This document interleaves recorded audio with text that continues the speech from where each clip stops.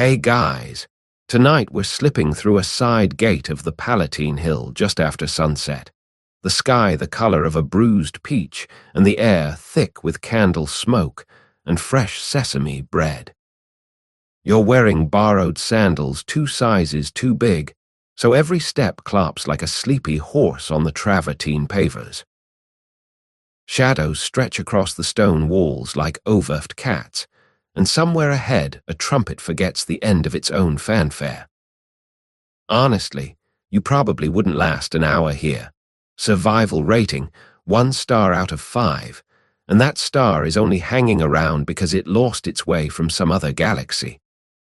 So, before you get comfortable, take a moment to like the video and subscribe, but only if you genuinely enjoy what I do here. Tell me where you're listening from, and what time it is there. Drop your city and local hour in the comments. I'll imagine your yawns joining mine in a slow-motion wave across the planet. Now, dim the lights, maybe turn on a fan for that soft background hum, and let's ease into tonight's journey together. You shuffle past a bored Praetorian who's using his spear to toast a marshmallow the size of a toddler's fist. He eyes your outfit, decides you're too harmless to arrest, and waves you through with the same enthusiasm he'd reserve for watching paint dry.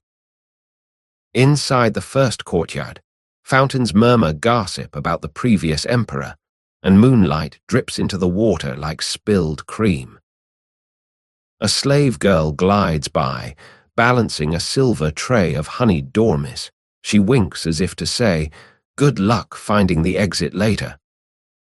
You wink back, though your eyelid trembles like a curtain in a drafty theater. Somewhere above, Caligula laughs. At least you think it's him. It could also be a peacock that's learned sarcasm. The sound ricochets off marble so polished, you can see your own future double chin in it. You take a deeper breath, tasting pine resin and something suspiciously like melted lipstick. Somewhere in the folds of your toga, the gold leaf invitation crackles like a secret cookie. The palace itself feels half awake, stretching corridor after corridor the way a sleeper extends toes under blankets. Torches gutter in wall brackets shaped as dolphins gagging on their own tails. You brush against a tapestry depicting a naval battle. The ship's sails are stitched with real silk, and when the breeze shifts, they billow, as if ready to invade your ankles. A faint snore drifts from behind a curtain, either a senator or a very articulate dog. You keep moving, because standing still makes the statues stare, and their bronze eyes have that parental disapproval you never quite outgrew. Ahead, a doorway glows warm peach, the first banquet hall breathing out cinnamon and wine. Your stomach performs a polite somersault. The kind Olympic judges would give a solid 7.5. You pat it reassuringly, whispering that flamingo tongue is basically chicken with a literature degree. Just before you cross the threshold, you pause to scrape a bit of pigeon guano off your sandal, Rome's unofficial welcome mat. The marble underfoot is so cold it feels like the floor is licking you. Somewhere in the city, a bell tolls 8 times, or maybe it's just a drunk blacksmith hammering his own sense of time. You straighten the folds of your toga, which refuses to drape heroically and instead clings like a damp towel. A final deep inhale, wax, saffron, and the faint metallic tang of anticipation. You step inside, and the room exhales a cloud of perfume so thick you could butter bread with it. Instantly, a slave appears offering a goblet the size of a toddler's rain boot.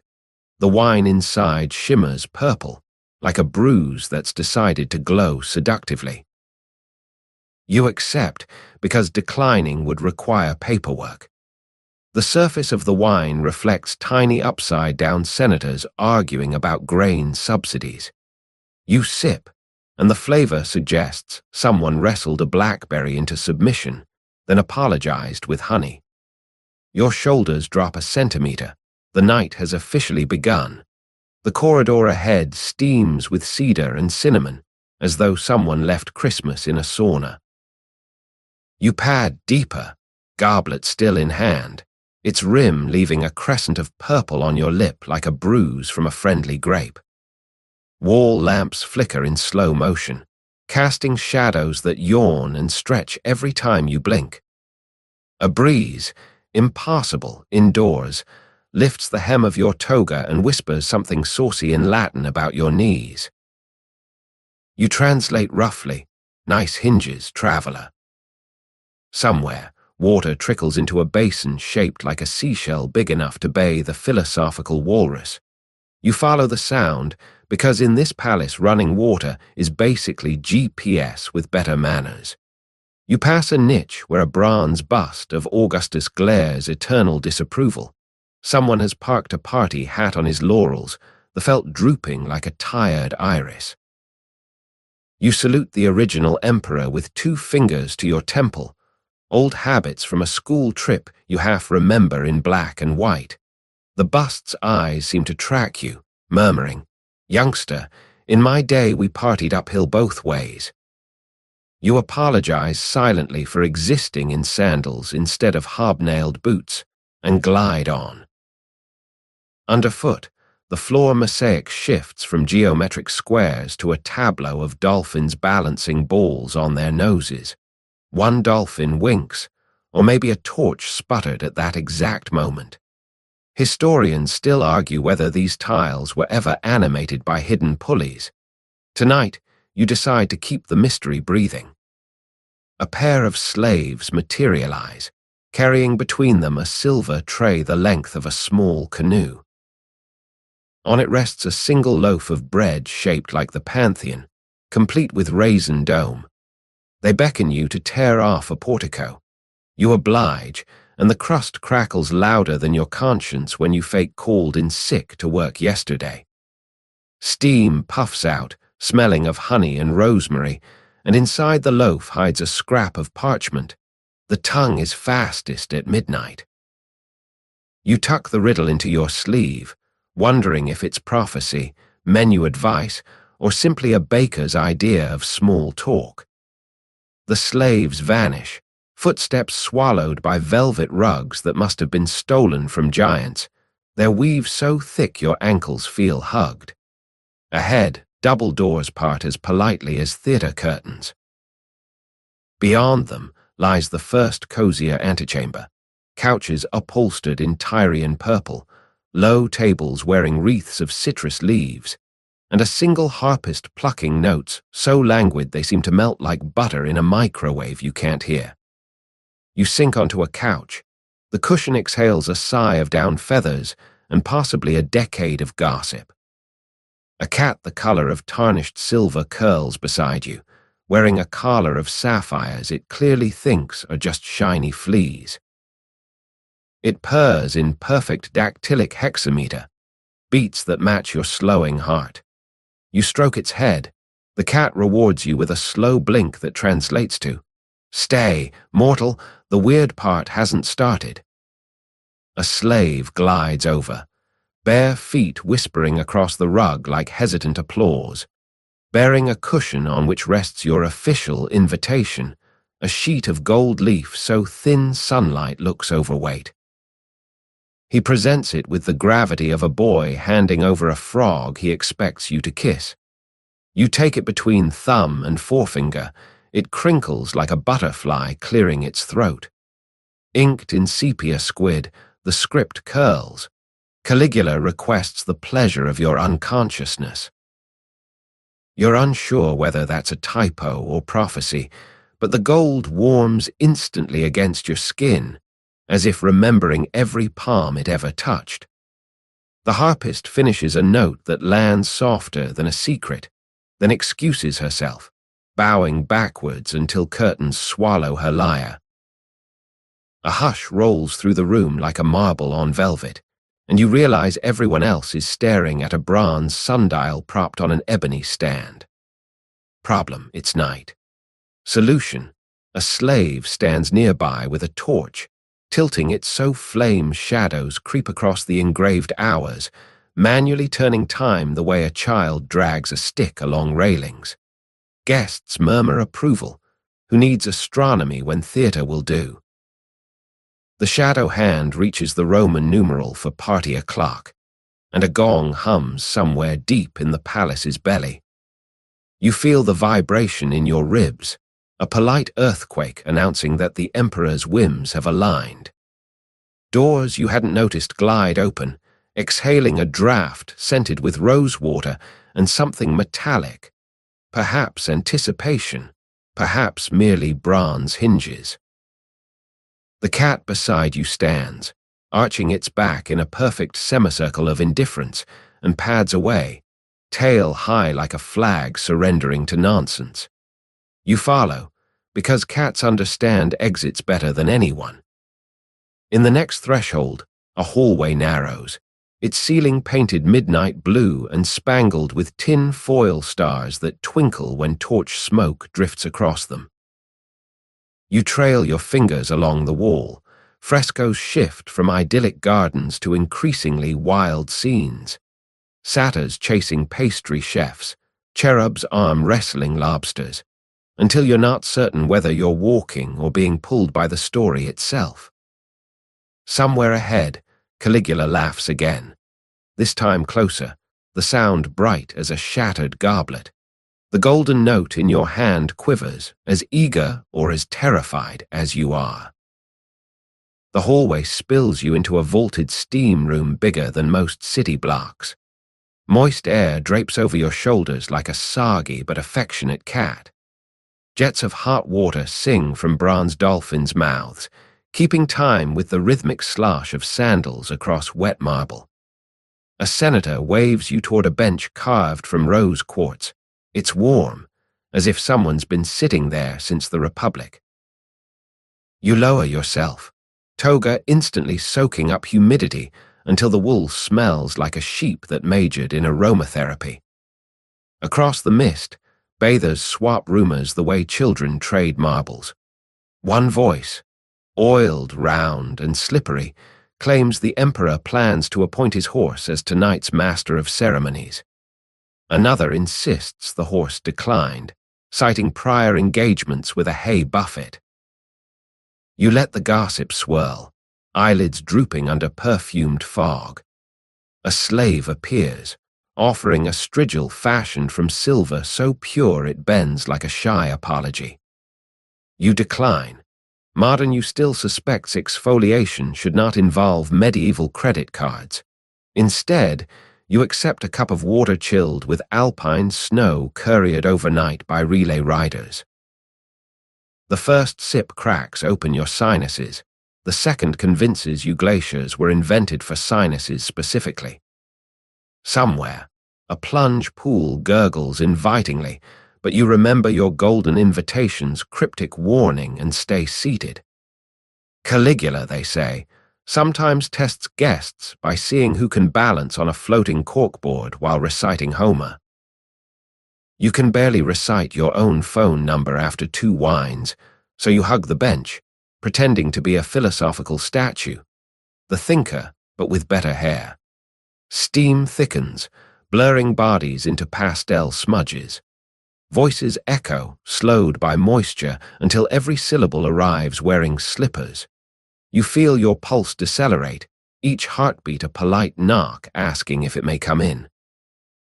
The ceiling, painted with sea nymphs, drips condensed dreams back into the pool. You watch droplets fall in slow motion and wonder whether steam is just clouds politely vacationing indoors. A nearby bather snores, his belly rising like a lazy continent.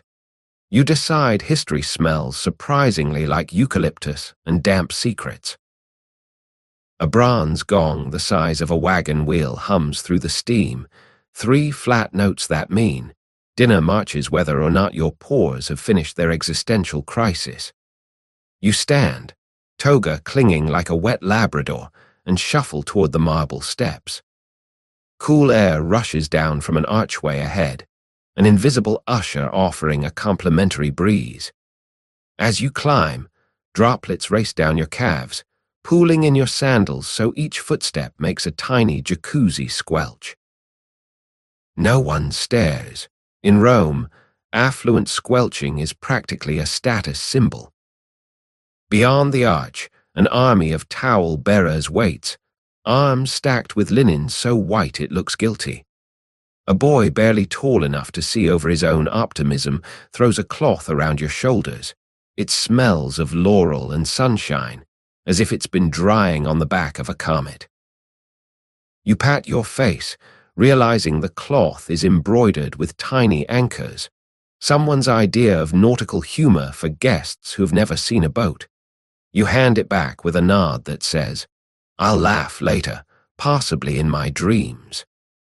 Corridors widen into an atrium where frescoed satyrs leer like college freshmen on spring break. Between them, garlands of ivy sway despite zero wind. An engineer hidden behind a column pumps a silent bellows, keeping the leaves forever tipsy. You spot a bronze mirror propped on a plinth. Its polished surface wobbles, showing you a reflection stretched like taffy.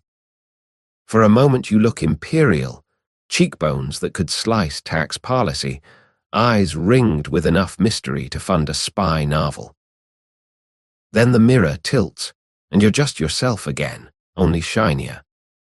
Ahead, dining room doors yawn open, exhaling a chord of lyre, laughter, and something caramelizing. Your stomach answers with a bass note so low only mosaic dolphins can hear it. You tighten your toga, straighten the wreath someone perched behind your ear, and step across the threshold where history plans to feed you stories one bite at a time. The doorway ahead is framed by a living arch of laurel branches, their leaves still fluttering despite having been cut at dawn. Someone backstage is discreetly fanning them with a peacock plume. You duck beneath, half expecting the vegetation to whisper, "Salve," and demand a password. Instead, a majordomo in a tunic the color of overripe plums greets you with a bow so shallow it could be mistaken for a hiccup.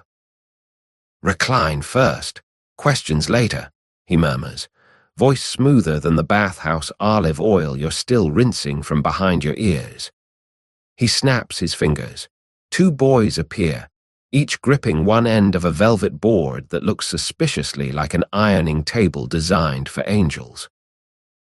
They whisk away your towel, flip it into a toga turban for comic effect, then guide you toward a semicircle of couches so low they appear to be kneeling. Roman etiquette, you recall, demands horizontal dining. Vertical is for barbarians and people who haven't fully committed to carbohydrates. You choose the middle couch, Goldilocks logic applied to history, and sink onto cushions that exhale a sigh of saffron and duck down. The fabric is so slick your elbows skate across it, giving you the posture of a relaxed starfish. A slave slides a footstool beneath your calves. The wood is warm, recently sunbathed on a terrace that overlooks its own self-importance. Somewhere overhead, invisible musicians pluck a chord that lands like a moth on your collarbone. You decide to name the chord Dorian, but overworked. The majordomo clears his throat with the delicacy of a librarian unwrapping a cookie. "Tonight's theme," he announces, "is edible astronomy.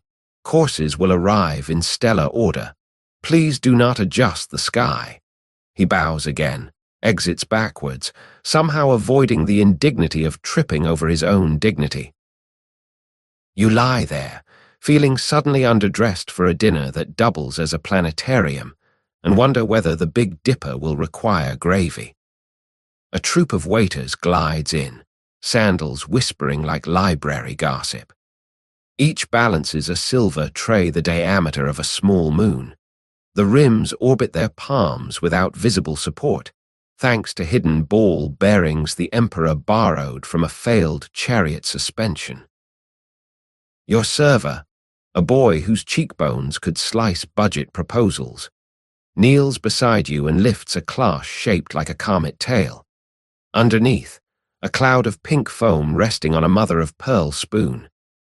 "Flamingo tongue air," he murmurs, as if confessing a minor revolution. You stare.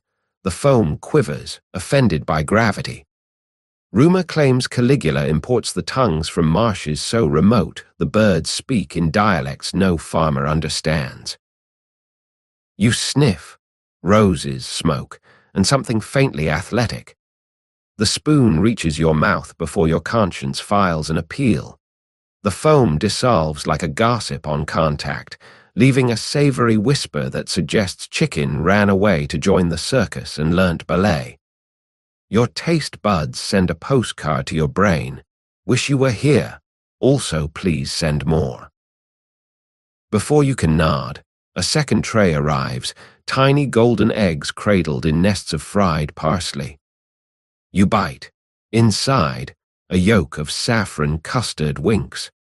Somewhere, a chicken is receiving fan mail. Between courses, servers twirl napkins overhead. The cloths snap into origami swans that promptly collapse into edible confetti. You catch a wing, taste sugared lemon, and decide Roman haute cuisine is essentially kindergarten for very rich people. A third canapé appears, squares of chilled jelly that sparkle like gossip. You're told they're infused with gladiator sweat, distilled, purified, and tragically overpriced. It tastes of salt, adrenaline, and the faintest regret. You wash it down with a gulp from your refilled goblet. The wine tonight has the personality of a flirt who remembers your birthday but not your name. Across the semicircle, senators lick their lips in Latin, a choreography of tongues you can't unsee. A final tray circles, crisp leaves of lettuce tattooed with tiny couplets. Yours reads, "Chew slowly. Empires fall faster." You obey, crunching destiny between molars, and feel history settle somewhere between appetite and dreams. A hush cruises the room like a waiter balancing invisible plates. The majordomo reappears, now wearing a cloak the color of midnight that has clearly been ironed by galaxies. Tiny constellations glimmer along the hem, probably embroidered with actual starlight and a dab of hubris. He raises a palm.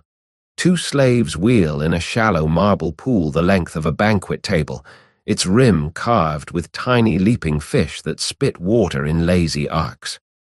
Floating on the surface, pastry boats no bigger than your palm, each rigged with spun sugar sails and pistachio oars.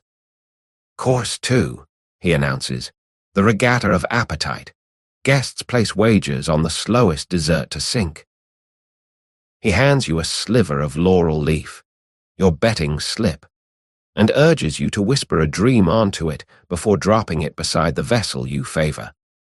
You choose a lopsided tartlet christened the Hesitant Moon, mainly because its sail lists like a drunk philosopher.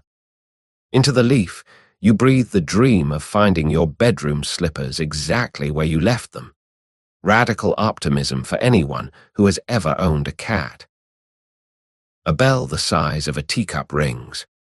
Tiny ripples nudge the fleet. Sugar masts tremble, candied anchors dissolve grain by grain, and the race to remain buoyant begins. Around you, senators lean so far over the pool their toga folds dip like candle wicks. One misjudges, sops up almond cream, and pretends he intended to wear dessert.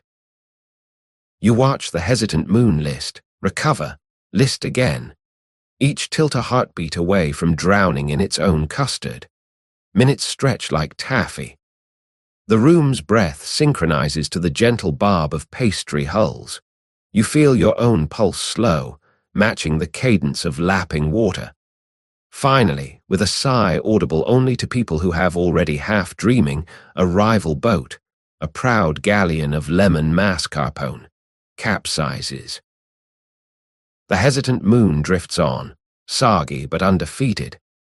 A slave scoops your leaf, now tattooed with cream, and presents you a silver token shaped like an hourglass full of static.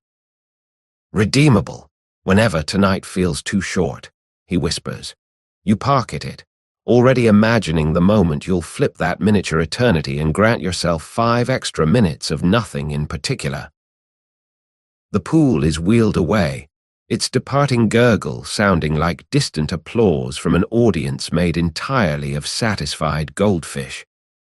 In its place glides a pedestal of black basalt, waist-high, supporting an hourglass the height of a small wolfhound. Instead of sand, honey trickles from bulb to bulb, slow as bureaucracy. A tiny bronze placard reads, Midnight Negotiable. The majordomo lifts an eyebrow calibrated to Olympian haughtiness. Time tonight, he intones, is sweet, sticky, and easily bribed. He invites every guest to rotate the glass 1/4 turn, just enough to stall the flow whenever conversation lulls. The goal, apparently, is to keep tomorrow at bay until the emperor tires of astronomy or someone admits to tax fraud, whichever comes first. You're skeptical. Can one simply pause midnight? Around you, senators queue like polite schoolchildren, each taking a delicate twist. Honey thickens, clings, then reluctantly creeps onward. A soft collective sigh ripples, shoulders unknot, wine decanters gleam a little less accusingly. You realize Rome has invented the snooze button for reality itself. When your turn arrives, palms sweaty from goblet condensation, you grasp the glass. It's warm, as if someone's been holding it in prayer, or possibly in frustration. You give a 1/4 turn. The honey hesitates, shivers, then oozes slower still. For a heartbeat, you feel the universe yawn, resettle itself, and agree to wait. Somewhere outside, an actual clock tower coughs, confused why its gears suddenly feel underdressed. Back on your couch, you notice the ceiling, a dome painted indigo, scattered with flecks of mica that twinkle whenever torch smoke drifts across. They look suspiciously like stars obeying the new, syrupy timetable. A server refills your cup. The wine surface holds a tiny reflection of the hourglass, upside down, as if time itself is practicing headstands. You sip, taste blackberries and mild chronology, and let your thoughts drift on a current that may or may not exist tomorrow. Your goblet is bottomless tonight. Literally, a tiny pipe runs from the stem straight into the palace's largest amphora, itself refilled by slaves who communicate only in eyebrow semaphore. The wine arrives purple enough to bruise a rainbow, and each sip erases a different memory of adulthood, first your postal code, then your Wi-Fi password, finally your fear of voicemail. A server leans in, voice hushed like a librarian who moonlights as an accomplice. This vintage, he says, forgets its own name before you can pronounce it. To demonstrate, he attempts the label, something involving 17 syllables and a sneeze, and immediately looks puzzled, as if someone just deleted his birthday. You try. The word slithers off your tongue and dives into the cup, never to resurface. The surface of the wine becomes a dark mirror. In it, you watch upside-down senators arguing about grain subsidies in slow motion, their mouths opening and closing like ornamental carp. One catches your eye, holds up a finger as if to say, "Hold that thought for the next millennium," then dissolves into a ripple when you breathe on the liquid. You decide the cup is a miniature television tuned to a channel called C-SPAN, Cosmic Senate possibly already nullified. Between refills you experiment, dip a fingertip, write your initials on the tabletop. The liquid letters evaporate before you can add the romantic exclamation point. So you try a heart. It fades into a lopsided smudge that looks suspiciously like a horse mid-whinny, possibly an omen, possibly just poor penmanship. The wine doesn't judge. It simply forgets and invites you to do the same.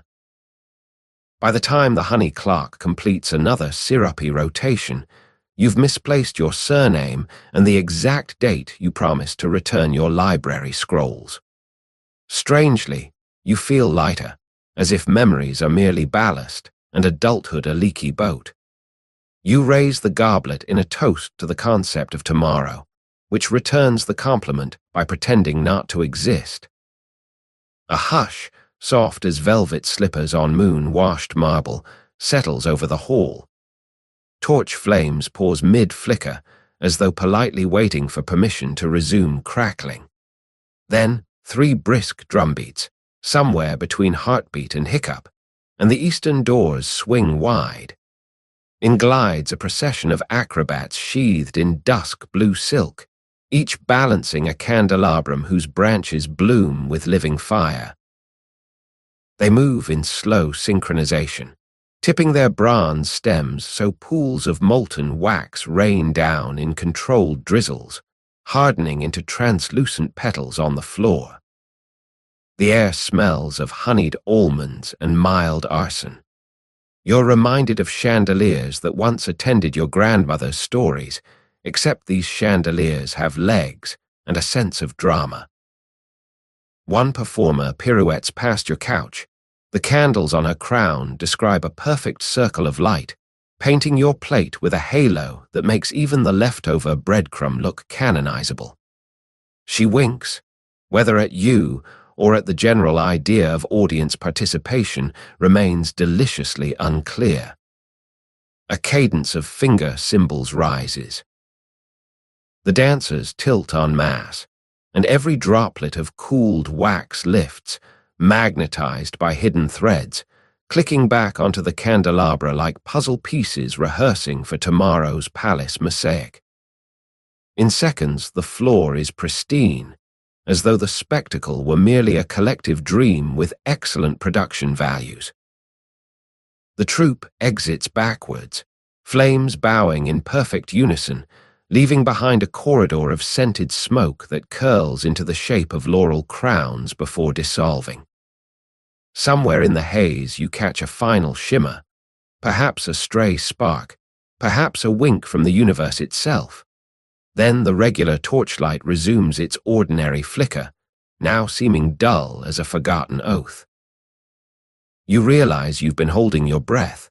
When you exhale, the room feels wider, as if space itself has taken a leisurely stretch. Your wine goblet reflects a single wandering spark, bobbing like a firefly trapped in purple. You sip, taste candle smoke and blackberry, and decide that light, like time, can be persuaded to dance if asked politely. Before the last wisp of candle smoke can decide where to settle, a conch blast ripples through the hall, deeper than a trumpet, saltier than gossip. All heads swivel toward the main doors, which part like theater curtains made of night itself. First comes a scent, brine, roses, and something indefinably imperial, perhaps the smell of pearls sweating. Then the throne rolls in, an enormous nautilus shell, its mother-of-pearl interior glowing under a constellation of hand-held lanterns. The shell is mounted on wheels of polished coral, axles creaking like elderly senators discussing grain subsidies. Inside reclines Caligula, toga hitched to precisely the level of scandal that keeps historians employed. His eyes scan the room the way a cat surveys a new couch, half boredom, half possibility. 4 bodybuilders powdered head to toe in silver dust push the contraption. Their muscles gleam like moonlight that's taken up weight training. With each step, they chant a single Latin syllable, lux, lux, lux. So softly it feels less like a word and more like the palace breathing. The shell stops an arm's length from your couch. Up close, the emperor smells of saffron, salt, and the faint metallic zing of danger that makes your wine taste suddenly sharper. He lifts one eyebrow, a gesture requiring more executive authority than most empires manage in a fiscal year, and addresses the room, Dinner has peaked. Let the afterglow commence. No one applauds. Applause would feel redundant, possibly presumptuous. Instead, the air itself seems to curtsy. You notice his chalice, blown glass so thin the wine inside appears suspended, a liquid ruby orbiting nothing. When he tilts it toward you in casual salute, you return the gesture, careful not to spill either wine or composure. Behind him, a slave releases a net of rose petals that have been secretly frozen. They drift, thaw, and land scented with winter memories. Somewhere between their descent and the soft chant of Lux, you realize you are no longer a guest but a co-conspirator in an evening that refuses to acknowledge mourning as a concept. Caligula's gaze lingers on you the way a jeweler studies a flawed but interesting gem, curious, amused, possibly calculating carats of mischief. He flicks 2 fingers. The silver dust bodybuilders freeze mid-chant, leaving Lux suspended like a half-blown kiss. "Stand," the Emperor says, though it sounds more like an invitation than an order, the difference measured in syllables and the width of a sword. You manage to rise without tangling your toga around Dignity's ankles. Wine sways in your cup, a purple pendulum reminding you balance is negotiable. "I'm told," Caligula murmurs, voice silk dragged across a whetstone. "You wagered on the hesitant moon." He pronounces the name as though it were a state secret. You nod, unsure whether confirmation earns applause or exile. The room inhales collectively. He lifts a finger. A slave appears balancing a silver tray on which rests, absurdly, a child's toy top painted with constellations. "Spin it," the Emperor commands. You comply, the top whirs, spraying tiny sparks that smell of blackberries and mild jurisdiction. Where it lands, he declares, will decide tonight's after-dinner entertainment, theater, poetry, or chariot races conducted entirely on rooftops. The top pirouettes, wobbles, and collapses toward you, tapping your sandal like a shy meteor. Caligula laughs, bright, brittle, oddly contagious. "Poetry it is, then. You'll provide the final couplet." He claps, scrolls blossom from nowhere, pens materialize like well-trained doves. Your pulse attempts a quickstep, but the wine, still forgetting its own name, softens anxiety into curiosity. You accept a quill fashioned from a flamingo feather, so pink it feels embarrassed. Somewhere, honey clock syrup drips slower, as if giving you extra seconds to invent immortality in 2 lines. You glance at the Emperor's expectant smile, the court's collective blink, the constellation top still spinning in place, though technically motionless. Somewhere between terror and theater, you discover a word, then another, arranging themselves like guests who know the party will outlive the palace. Before your quill can touch parchment, a new commotion cartwheels into the hall. Senators wearing pillowcases instead of togas, each clutching overstuffed cushions stitched from swan feathers so fresh they still smell like bird daydreams. Caligula lifts one eyebrow, the imperial equivalent of a starting pistol. Instantly, the legislators divide into factions labeled grain and greed, though the embroidery is already unraveling under the strain of metaphor. A slave hands you a pillow monogrammed with your own initials in gold thread. You suspect the palace has been planning your participation since before you were born. "Democracy," the Emperor declares, "is tiring. Let's settle tonight's tax on dreams by gentler combat." With that, he flops backward into his Nautilus throne, which tilts obligingly to catch both his elbows and his amusement. The first swing comes from a stout senator who clearly believes pillow fights should imitate siege warfare. His target, a slender orator famous for filibustering until even the stenographers yawn ducks. The feathered missile arcs over your head, sprinkling down like sleepy confetti. A droplet of swan fluff lands on your tongue. It tastes of cloud and mild legislation. You retaliate without strategy, swinging more or less in the direction of the honey clock. Impact is soft but decisive. Your victim, a dour accountant type, blinks twice as though reconciling internal ledgers, then topples onto a couch with the grateful sigh of someone finally allowed to nap through committee. Laughter ricochets off frescoed walls, loosening togas and inhibitions in equal measure. Caligula counts aloud, not votes but snorts, each giggle catalogued like imperial revenue. When the feathers settle, a hush thick as custard descends. The emperor raises a languid finger and declares the dream tax approved at a rate of 1 pleasant memory per year, payable in installments of déjà vu. You stand amidst drifting plumage, heartbeat light, as the feathers still orbiting your head. Somewhere inside the syrupy hush, you realize legislation has never before been settled by bedding accessories, and perhaps that is the most honest policy debate in recorded history. The battlefield of feathers subsides into soft drifts that glow like lazy snow under lamplight. A single swan plume spirals downward and lands on your palm, curling as if requesting asylum. You tuck it behind your ear, partly as souvenir, partly to keep your thoughts from floating off. Caligula, reclining in his luminous shell, claps twice, sound sharp enough to slice meringue. Doors part, and a diminutive slave glides in bearing a cedar box no larger than a loaf of bread.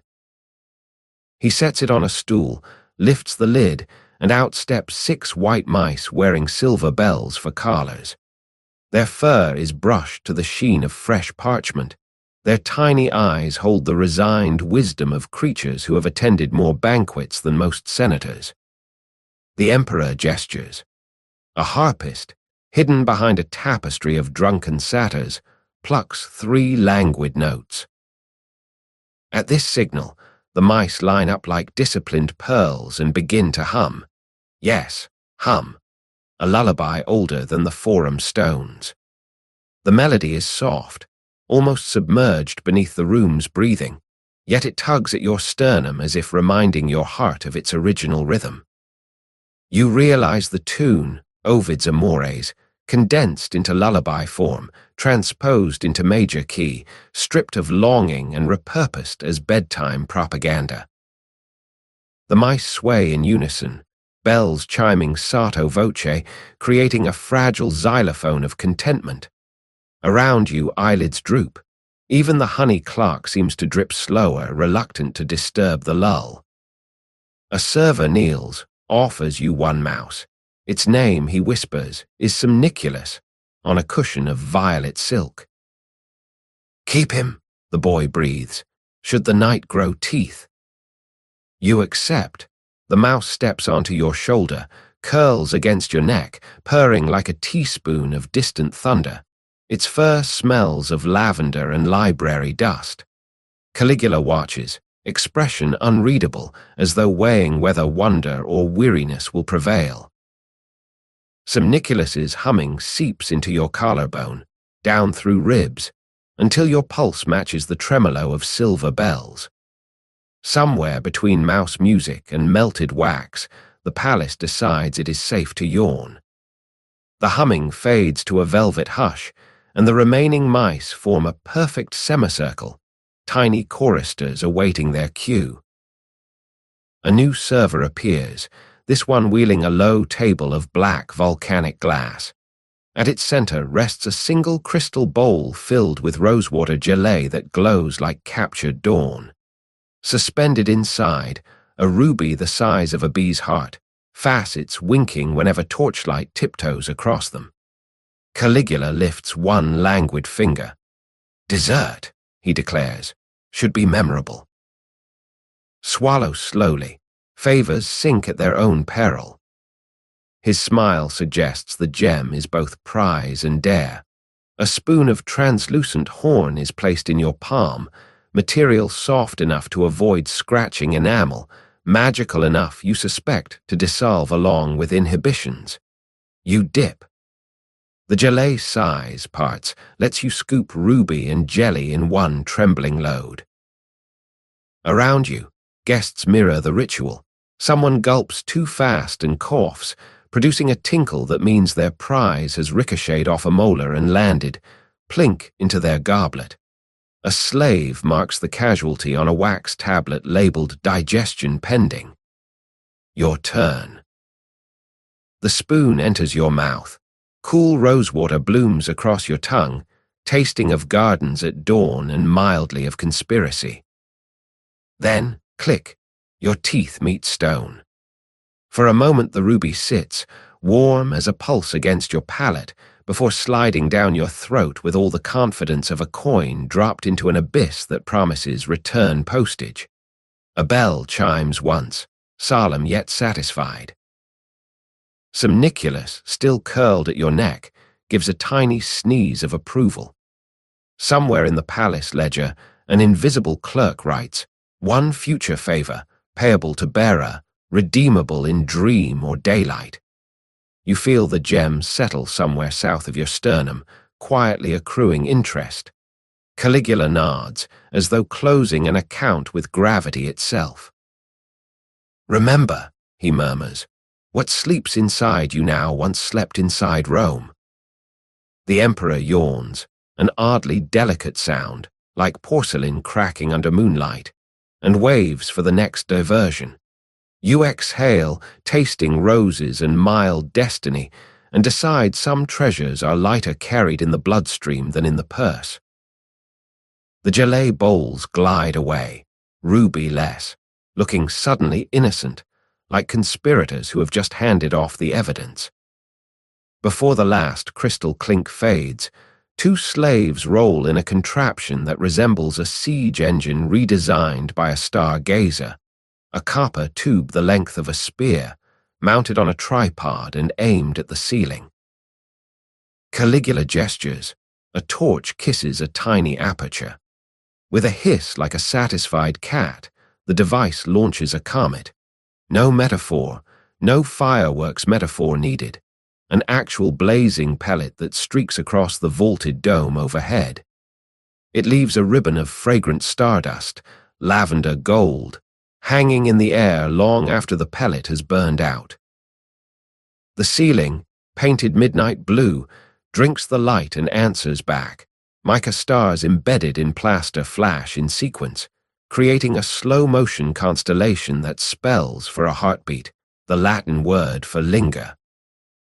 You feel the syllable settle behind your eyes, warm and gently commanding. Another pellet, another comet, this one green as envy, smelling of crushed basil.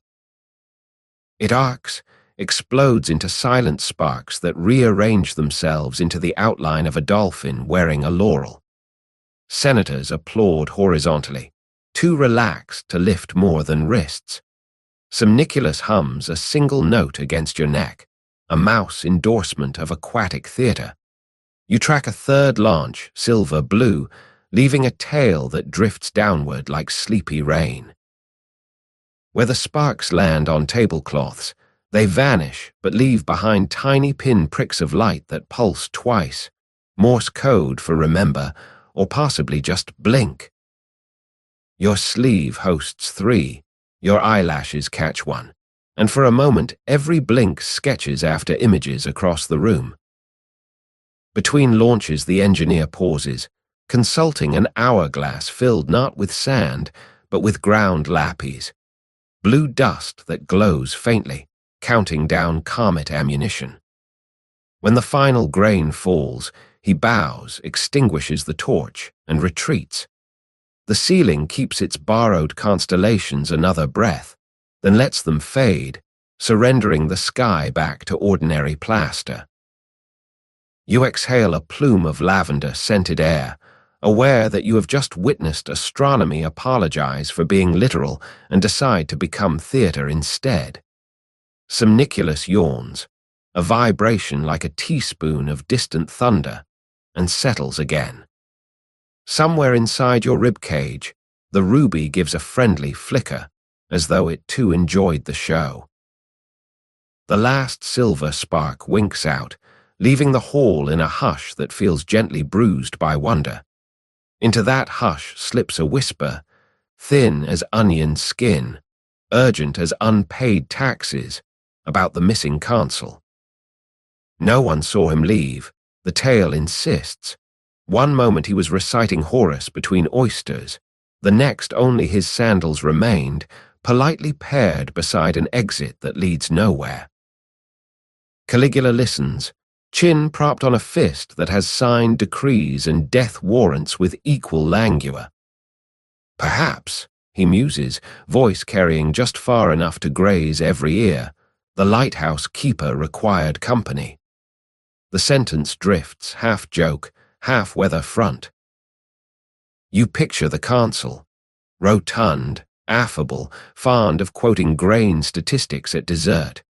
Trudging moonlit steps to a lighthouse whose lamp burns purple instead of guiding. Legend claims the emperor occasionally barters bothersome aristocrats for maritime trinkets, a barrel of pickled eels, a comet schedule, a single tide that obeys only palace whistles. Whether payment is negotiated before or after the guest disappears depends, you suppose, on how literally one interprets hospitality.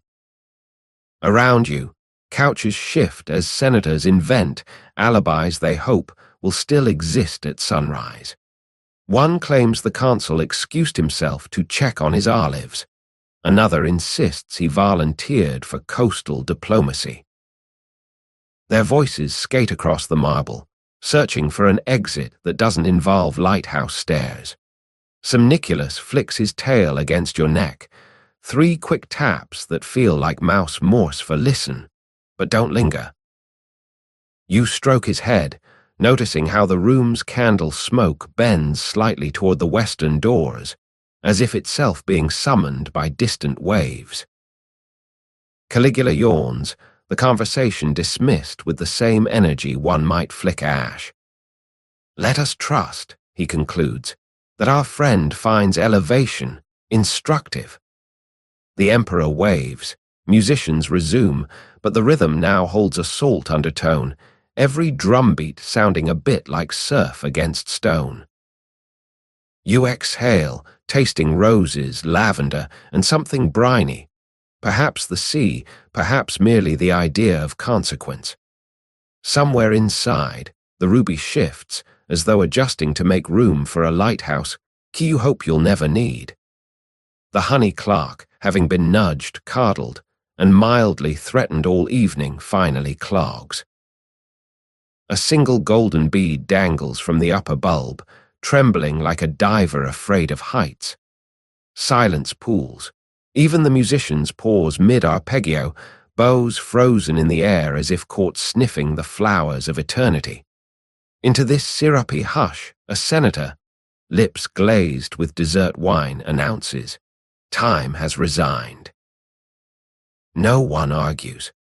Caligula merely lifts an eyebrow the way one might lift the lid of a jewel box to see if the treasure feels like behaving. Servants glide from couch to couch, distributing velvet eye masks stitched with tiny mica stars. The invitation is implicit. Nap now. Negotiate dawn later. You slip the mask over your eyes. Darkness arrives wearing a silk lining that smells of chamomile and distant libraries. Somniculus curls beneath your chin, humming a lullaby pitched only for collarbones. Around you, snores rise in polyphony, some baritone, some merely philosophical. A cushion away, the stout senator begins reciting grain statistics in his sleep, numbers slowing until wheat becomes WHEEET, a lullaby for agronomic insomniacs. You feel the room tilt, ever so slightly, as if the palace itself is easing onto one hip. The honey bead still quivers overhead, refusing the final drop, granting everyone permission to loiter inside the same elongated second. Even the torches drowse, their flames leaning together like old friends sharing one last story before bedtime. Inside your chest, the ruby pulses once, sinking with the withheld drip, as though it too prefers tonight to remain unended. You inhale wax, saffron, and the faint metallic taste of borrowed eternity, then let the breath out slower than legislation. Somewhere between exhale and the next non-existent heartbeat, sleep tiptoes in wearing sandals made of quiet. Sleep, you discover, is not a single door but a succession of terraces, each one softer, each asking you to leave behind another piece of gravity. You step onto the first, an outdoor portico overlooking Rome's midnight spine, roofs gleaming like wet piano keys. Velvet eye mask dangles around your neck. The night air feels laundered, scented with pine and distant bakeries preparing tomorrow's bread, while today still hasn't officially ended. Slaves have arranged couches in a crescent along the marble balustrade, cushions plumped to the approximate consistency of acquiescence. You sink onto one upholstered in Tyrian purple that sighs. Finally. A blanket of peacock feathers, eyes still shimmering, settles over you, surprisingly warm, faintly preening. Somniculus relocates to your shoulder blade, humming a mouse major chord that vibrates through your ribs like a lullaby on dental floss. Below, the city exhales lantern light in slow pulses. Somewhere a watch dog barks once, then thinks better of it. The honey clock, still indoors and still clogged, has granted this terrace diplomatic immunity from forward motion. Even the moon looks willing to loiter.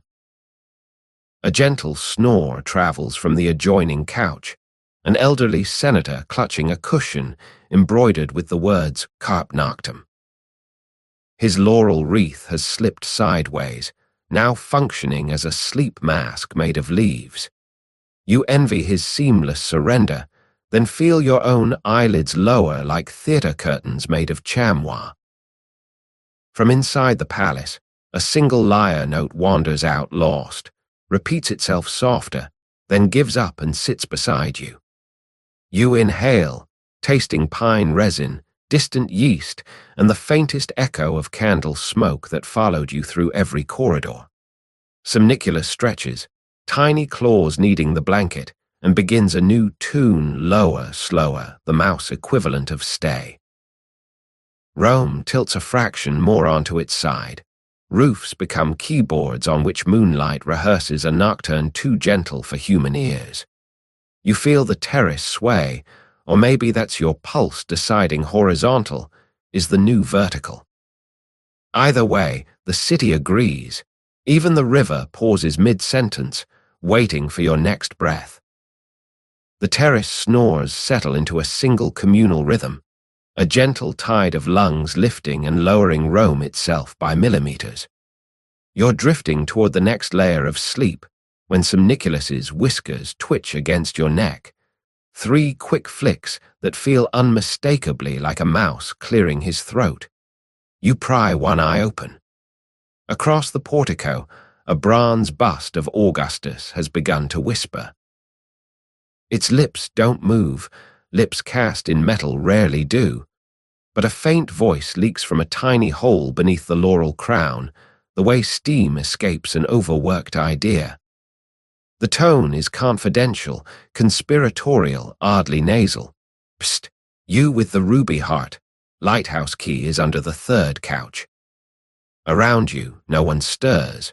Apparently only insomniacs and rodents qualify for after-hours prophecy. You slide off the couch, toes meeting cool marble. The city below is a painting someone forgot to varnish, soft at the edges, colors bleeding gently into one another. On hands and knees, you count. First couch hosts the senator who's now asleep chuckling about grain subsidies. Second couch cradles a snoring poet whose laurel has slipped into his mouth, creating muffled sonnets. The third couch is empty, cushion still warm, as though its occupant evaporated mid-dream. You lift the hem and find, nestled between a forgotten sandal and a raisin, an iron key black with age, head shaped like a miniature lighthouse. Somniculus hops down, sniffs the key, then nods once, mouse authentication confirmed. From the bust, Augustus whispers again, voice threading through bronze like tired incense, trade wisely, lamps guide but also expose. The advice feels both cryptic and obvious, the hallmark of all good oracles. You pocket the key, it's cold against the ruby's faint warmth, two destinies nesting in the same lining. Somewhere indoors a gong exhales, soft, honey-logged, non-committal. You tiptoe back to your couch, blanket of peacock eyes folding over you, and let the terrace resume its communal snore. Sleep returns, now carrying a faint scent of brine and smoke, as though the lighthouse is already rehearsing its beam inside your dreams. Sleep, once it realizes you're carrying contraband metal, offers a side corridor. You walk it without moving. The terrace dissolves into a dream carpet where couches float like lily pads, and the city below rearranges itself into a map drawn by moonlight and mild guilt. Somniculus rides your shoulder, tail flicking morse that might be left, or possibly lick. Mouse accents are hard at altitude. Ahead, a doorway appears, cedar, iron-braced, emitting the faint scent of raisins and vanished guests. The lighthouse key in your pocket pulses once, temperature rising to polite. You fit it into the lock. The mechanism sighs, swings inward, and reveals a kitchen corridor you swear you've never seen yet somehow remember from childhood stories about places that forgive hunger. Copper parts drowse on hooks, each belly full of reflected torchlight. A single clay tablet lies on a prep table, stylus still wedged in its clay like a snorkel for bureaucratic despair. The inscription reads, in hurried Latin, "Too many dolphins, not enough legroom, 1 star." Below it, someone has scratched a reply, "Try the lighthouse, the view reclines." The handwriting is yours, though you haven't held the stylus since the dream began. You glance at Somniculus. He shrugs a mouse shrug and points, tail acting as compass, toward a wicker basket labeled "Leftover Ambrosia, to go." Inside, a silver box the size of a generous plum, surface etched with constellations that rearrange when you tilt it. It rattles softly, the sound of loose dreams settling their differences. A slave appears, half asleep himself, yawning in 4/4 time. He presses the basket into your hands as though completing a relay that started centuries ago. "Best before morning," he whispers, though morning is currently a theoretical concept under palace arrest. You tuck the box inside your toga lining, next to the lighthouse key and the ever-present ruby. Somniculus curls atop the lid, claiming supervisory rights. Behind you, the corridor exhales flour and warm yeast, the smell of tomorrow's bread negotiating with tonight's insomnia. The door back to the terrace stands ajar. Through it you hear the communal snore still rolling like gentle surf. You step through, clutching edible starlight and an unposted review, and let the dream map fold itself back into simple moonlit Rome. The terrace reassembles around you like a stage set falling gently into place. Couches still float, but only an inch, just enough to excuse any lingering dream wobble. Somniculus keeps one paw on the silver box, as though supervising a shipment of moonlight. You settle back onto your allotted cloud of peacock feathers, the ambrosia box cool against your ribs. Through half-lidded eyes, you notice the honey clock has followed you outside. A miniature version now rests on a marble plinth, its golden bead still hanging, stubborn as unpaid tribute. Apparently even time keeps a vacation villa on balconies. A breeze, salt-tinged, suggesting the sea has wandered uphill, pages through your toga folds. It finds the clay tablet note you absent-mindedly pocketed along with the silver box. You pull it out, stylus still larged like a tiny flag claiming territory over dissatisfaction. By dream logic, the words glow faintly. Too many dolphins, not enough legroom, 1 star. You wonder whether the lighthouse offers better seating or merely taller waves. Somniculus taps the tablet twice, then points his tail toward a small side table that definitely wasn't there earlier. On it, a fresh stylus and an empty copper leaf, thin as regret, waiting for riposte. Rome, you realize, expects customer service even from dreams. You scratch a reply slow enough for the letters to behave. Lighthouse view reclines. Bring slippers, expect comets. Management, the copper accepts the words, cooling under your fingertips as though grateful for conversation. You prop the tablet against the honey clock. The golden bead shivers, perhaps impressed, perhaps just dizzy. Somewhere below, a distant lantern on the Palatine blinks. 3 short, 3 long, 3 short again. SOS in slow motion, or maybe merely a sleepy sentry spelling so and forgetting the rest. Either way, the signal feels conversational, a lighthouse rehearsing its first word. You close your eyes, one hand on the silver box, the other curled around a key warming to skin temperature. Between heartbeat and honey drip, the night leans closer, ready to confide the next chapter as soon as you agree to forget the ending. The night, having accepted your copper leaf reply, decides to sweeten the deal. A soft clink, metal on marble, announces the arrival of a lantern no larger than a pomegranate. It settles beside the honey clock, apparently self-propelled, its panes made of mirrored mica that catch the terrace torchlight and throw it back multiplied, but softer, like a memory flattering your face. You watch your own reflection fragment into half a dozen sleepy cameos, one blinking, one mid-yawn, one already nodding off though still upright. The lantern brightens fractionally whenever your expression slackens, as though rewarding drowsiness with better lighting. Somniculus investigates, whiskers twitching at his multiplied selves. He bows, apparently approves, and curls around the base like a living tassel. A faint click inside the casing releases perfume. Warm wax, crushed myrtle, and something metallic that might be starlight distilled in a bronze still. The scent coils upward, finds your eyelids, and gently lowers them. Each time you force them open, reflections blink back. 6 versions of you, all agreeing you should really be asleep by now. From the city below, a stray voice calls. A late-night watermelon seller stretching the word Dal C into 3 syllables of lullaby.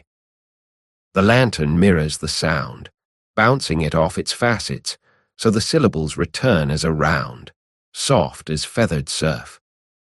You inhale, exhale, and notice the honey bead overhead has finally dropped. A single golden tear that never hits bottom, simply hangs, frozen mid-fall, caught in the lantern's mirrored gravity. Rome, usually so impatient, seems content to pose. Rooflines arrange themselves into a bar of silent music. The river pauses, silver finger resting on repeat. Even the moon leans fractionally closer, curious what dream you'll choose when mirrors handle the watching for you. You let go. The lantern keeps your outline on retainer, glowing gently, storing your face for tomorrow's gossip scrolls. Somniculus purrs, a teaspoon of distant thunder, and the terrace dims, not from less light but from more reflection, folding every image into itself until only breathing remains. Breathing becomes a corridor.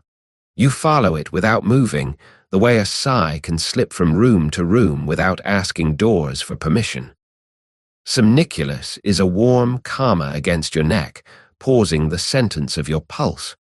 At the far end of the corridor, a place measured in heartbeats, not cubits, an archway yawns. Its keystone is carved into the shape of an open mouth mid-yawn, and as you approach, still reclining, still floating on a peacock feather raft, the mouth inhales. The motion is gentle, but the suction is persuasive. Your own yawn answers, stretching jaw and spirit alike. The yawn triggers something, a counterweight, a kindness, a catch. A panel beside the arch sighs open, revealing a cupboard no deeper than a scroll but tall enough for secrets. Inside, parchment ribbons, each curled like a cat in winter. One unfurls at your glance, recognizing audience. It lists, in hurried secretary Latin, every excuse ever used to leave the palace early. My toga is allergic to moonlight. I left the oven herding cats. The lighthouse wrote, it misses me. I must return my childhood before it's due. At the bottom, blank space waits, quill poised like a polite mosquito. Somniculus nudges your ear, contribution requested. You scrawl, half dreaming. I have an appointment with tomorrow, but I'm running late for yesterday. The parchment accepts the line, curls closed, and files itself back among siblings. A soft click seals the cupboard. The mouth-shaped keystone exhales, dispersing the faint scent of wet ink and permission. Behind you, the mirrored lantern dims one shade, acknowledging receipt. Ahead, the corridor offers a new door, this one unmarked, handle shaped like a honey drip forever mid-fall. You grasp it. The metal is warm, as though someone's been holding it on the other side, waiting for your yawn to unlock etiquette itself. No need to decide whether to step through. The terrace, the corridor, the cupboard of excuses, all are dreaming you forward. You inhale, exhale, and the door swings inward, revealing a staircase spiraling down into a hush that tastes of saffron, surf, and mild conspiracy. The staircase is carved from a single block of night, so dark it reflects your face only when you blink. You descend barefoot. The stone remembers every soul that's ever touched it and returns the favor by warming in slow motion. Somniculus rides your shoulder, tail acting as rudder, occasionally flicking starboard when the spiral tightens. At the bottom, a corridor glows rose gold, the palace bathhouse, reheated for Imperial insomnia. Steam billows in polite curls, scented with cinnamon, and something sharper, tantrum perhaps distilled into essential oil. A single pool steams, water stirred by slaves wielding oars of citrus wood. They paddle clockwise, keeping the surface rippling so the emperor can pretend he's soaking inside a giant cup of tea someone else is stirring. Caligula lounges half submerged, eyes closed, hair floating like dark seaweed that has declared independence from the scalp. He doesn't speak. He doesn't need to. A lifted finger commands temperature, and the paddlers accelerate, sloshing warmth toward him until the pool sighs like contented brass. You hover at the edge, unsure whether presence counts as audience or intrusion. The emperor cracks one eye, finds you, and smiles the small, sleepy smile of someone who expected you earlier, but isn't petty about timing. "Join," he murmurs, word barely a ripple. Etiquette says you can't refuse a sovereign's bathtub invitation without paperwork. You shed your toga. The fabric lands heavier than it should, weighed down by pocketed ruby, silver box, lighthouse key, and one copper excuse leaf. A slave folds it into a pillow. Apparently palace linen doubles as memory foam for contraband. You slip into water hot enough to make calendars curl.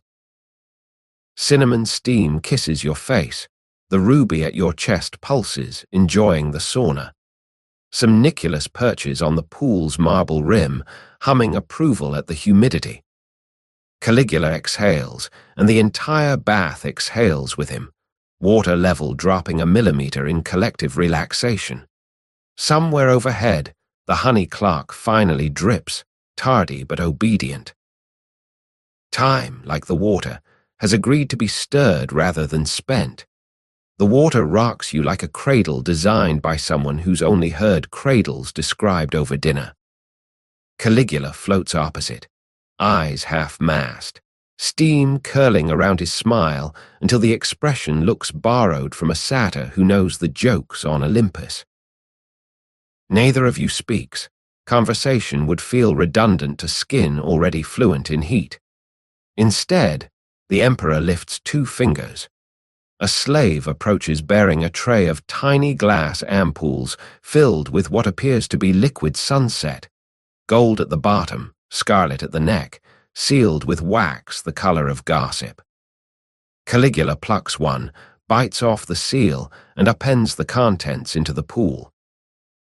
The dye spreads in slow-motion ribbons, painting the water the precise shade of ripe peaches viewed through eyelids at noon. He offers you an ampoule.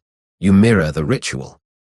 Your chosen hue is dusk in summer, indigo bruised with violet. It unfurls, collides with imperial peach, and together they swirl into a private aurora no astronomer will ever log. Somniculus watches from the rim, whiskers tinted festival colors. He hums a questioning note. The water answers, lapping gently at marble like a cat cleaning fireworks. You feel the ruby at your chest warm, as though recognizing a cousin in chromatic indulgence. Minutes dilate. Somewhere overhead, the honey clock drips again. One reluctant bead, then stalls, apparently mesmerized by its own reflection in the bath oil slick. Caligula exhales through his nose. Steam momentarily shapes itself into a tiny laurel crown before dissolving. You realize legislation, intrigue, even missing consuls have been diluted to food coloring density, present but negotiable. The pool decides temperature next. Slaves slow their citrus ore pace, letting warmth drift from imperial tantrum to maternal lull. Your eyelids weigh more than senatorial debate. You let them fall, trusting water to hold history's paperwork while you nap. Somniculus's humming fades to a vibration felt in kneecaps, then ankles, then nowhere at all. Between one breath and the next, the bath becomes a quiet lagoon where time has agreed to float rather than flow, and even the lighthouse key in your folded toga stops jingling, content to wait for tides that answer only to monarchs and moonlight. The lagoon decides it's a cradle, the cradle decides it's a cloud. You drowse inside peach-colored ripples until a gentle nudge. Wet nose, velvet paw asks for your attention. Somniculus stands on your collarbones, whiskers tickling like unfinished sentences. Behind him, Caligula has floated into true sleep, breath shallow, expression unguarded. An emperor turned boy turned ripple. A slave, barely more than silhouette, touches your shoulder, signals upward with 2 fingers rooftop next act. You rise, water sluicing off skin like liquid sunset returning to sunset. Somniculus hops to your wet hair, using strands as rope ladders. Your toga waits, refolded into a dry cloud by invisible laundries. Inside its folds, lighthouse key still warm, silver box faintly rattling, ruby pulsing at heartbeat interest. You slip the fabric over damp shoulders. Steam escapes in cinnamon-scented sighs. The staircase spirals up, narrower, cooler, smelling of chalk and starlight. At the summit, a trapdoor sighs open, revealing the palace roof, a meadow of moonlit tiles where senators, poets, and pillow-creased philosophers lounge on scatter rugs, passing a single amphora labeled nightcap, handle with reverie. A praetorian, helmet off, hair roam ruffled, offers you the amphora's ladle. You sip chilled wine, alpine snow still melting on its surface, tasting of blackberries that studied astronomy. He leans closer, voice pitched for confessions. Even guards fake headaches to skip these nights. Yet here we stay, afraid of missing the apology. You nod, understanding dawns like a second, slower sunrise. Below, the city is a dark sea with lantern weed. Above, stars rearrange themselves into a question mark. Somewhere inside it hangs the lighthouse, unlit for now, waiting for a key you happen to carry. Somniculus hums, soft, interrogative. You answer by touching the key through fabric. Metal warms, agreeing to the next chapter.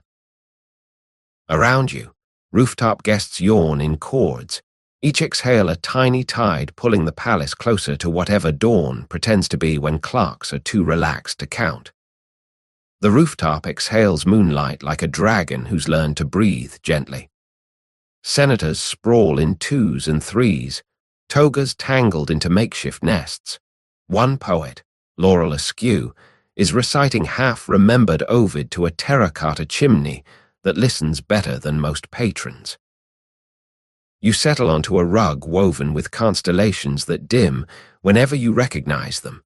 Apparently even rugs prefer anonymity. Somniculus hops down, noses along the tiles, and stops at a scroll abandoned beside a half-eaten fig. The parchment unrolls at his push, revealing a poem that ends mid-sentence. And love, being mortal, needs a map.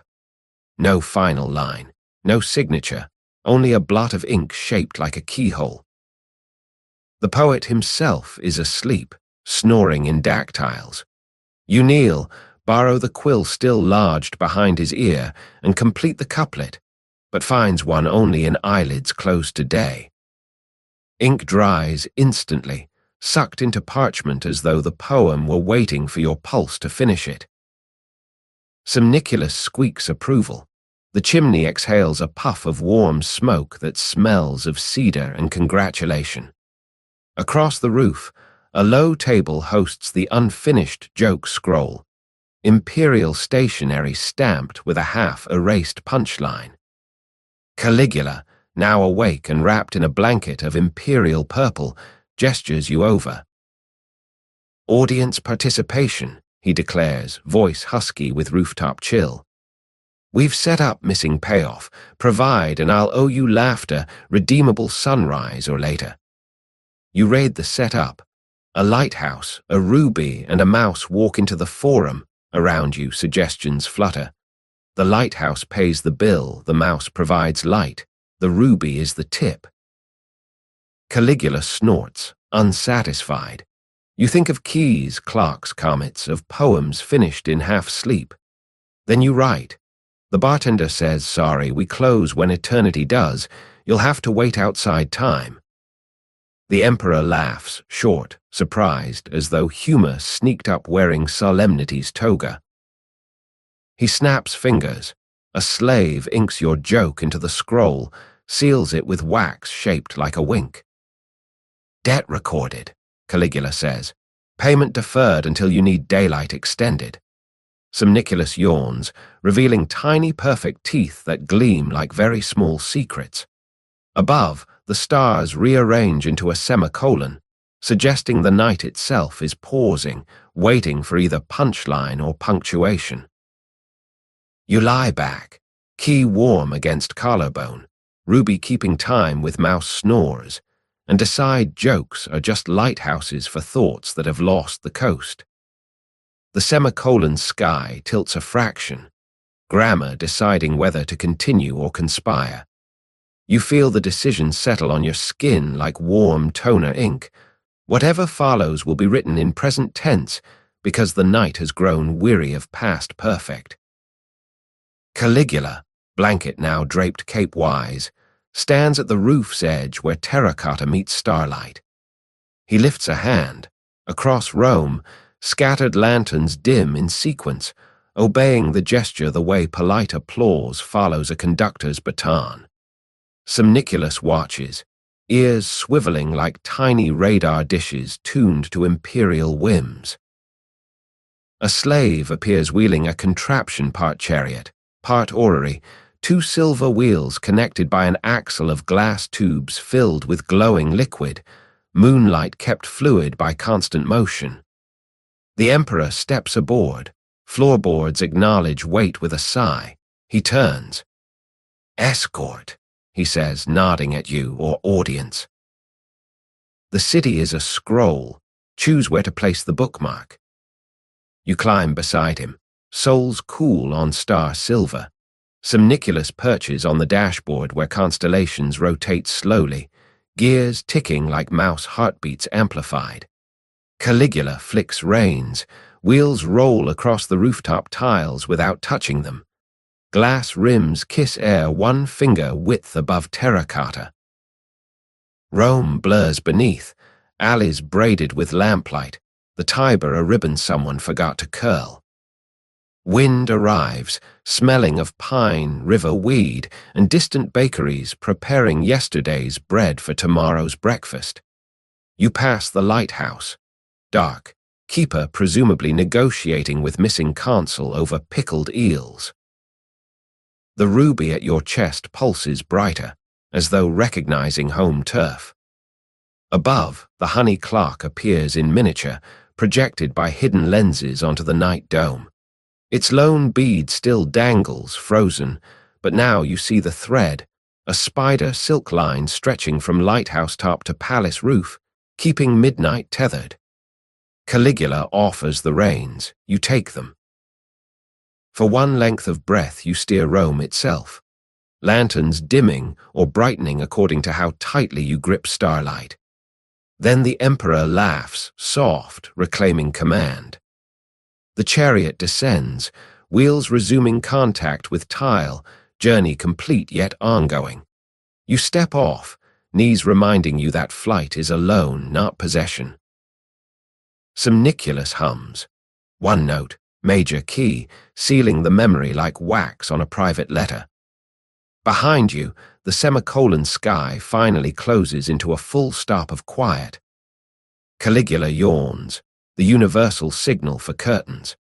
Somewhere inside your chest, the lighthouse key turns a quarter revolution, not opening anything yet, simply acknowledging that locks, like knights, prefer to be noticed before they agree to release.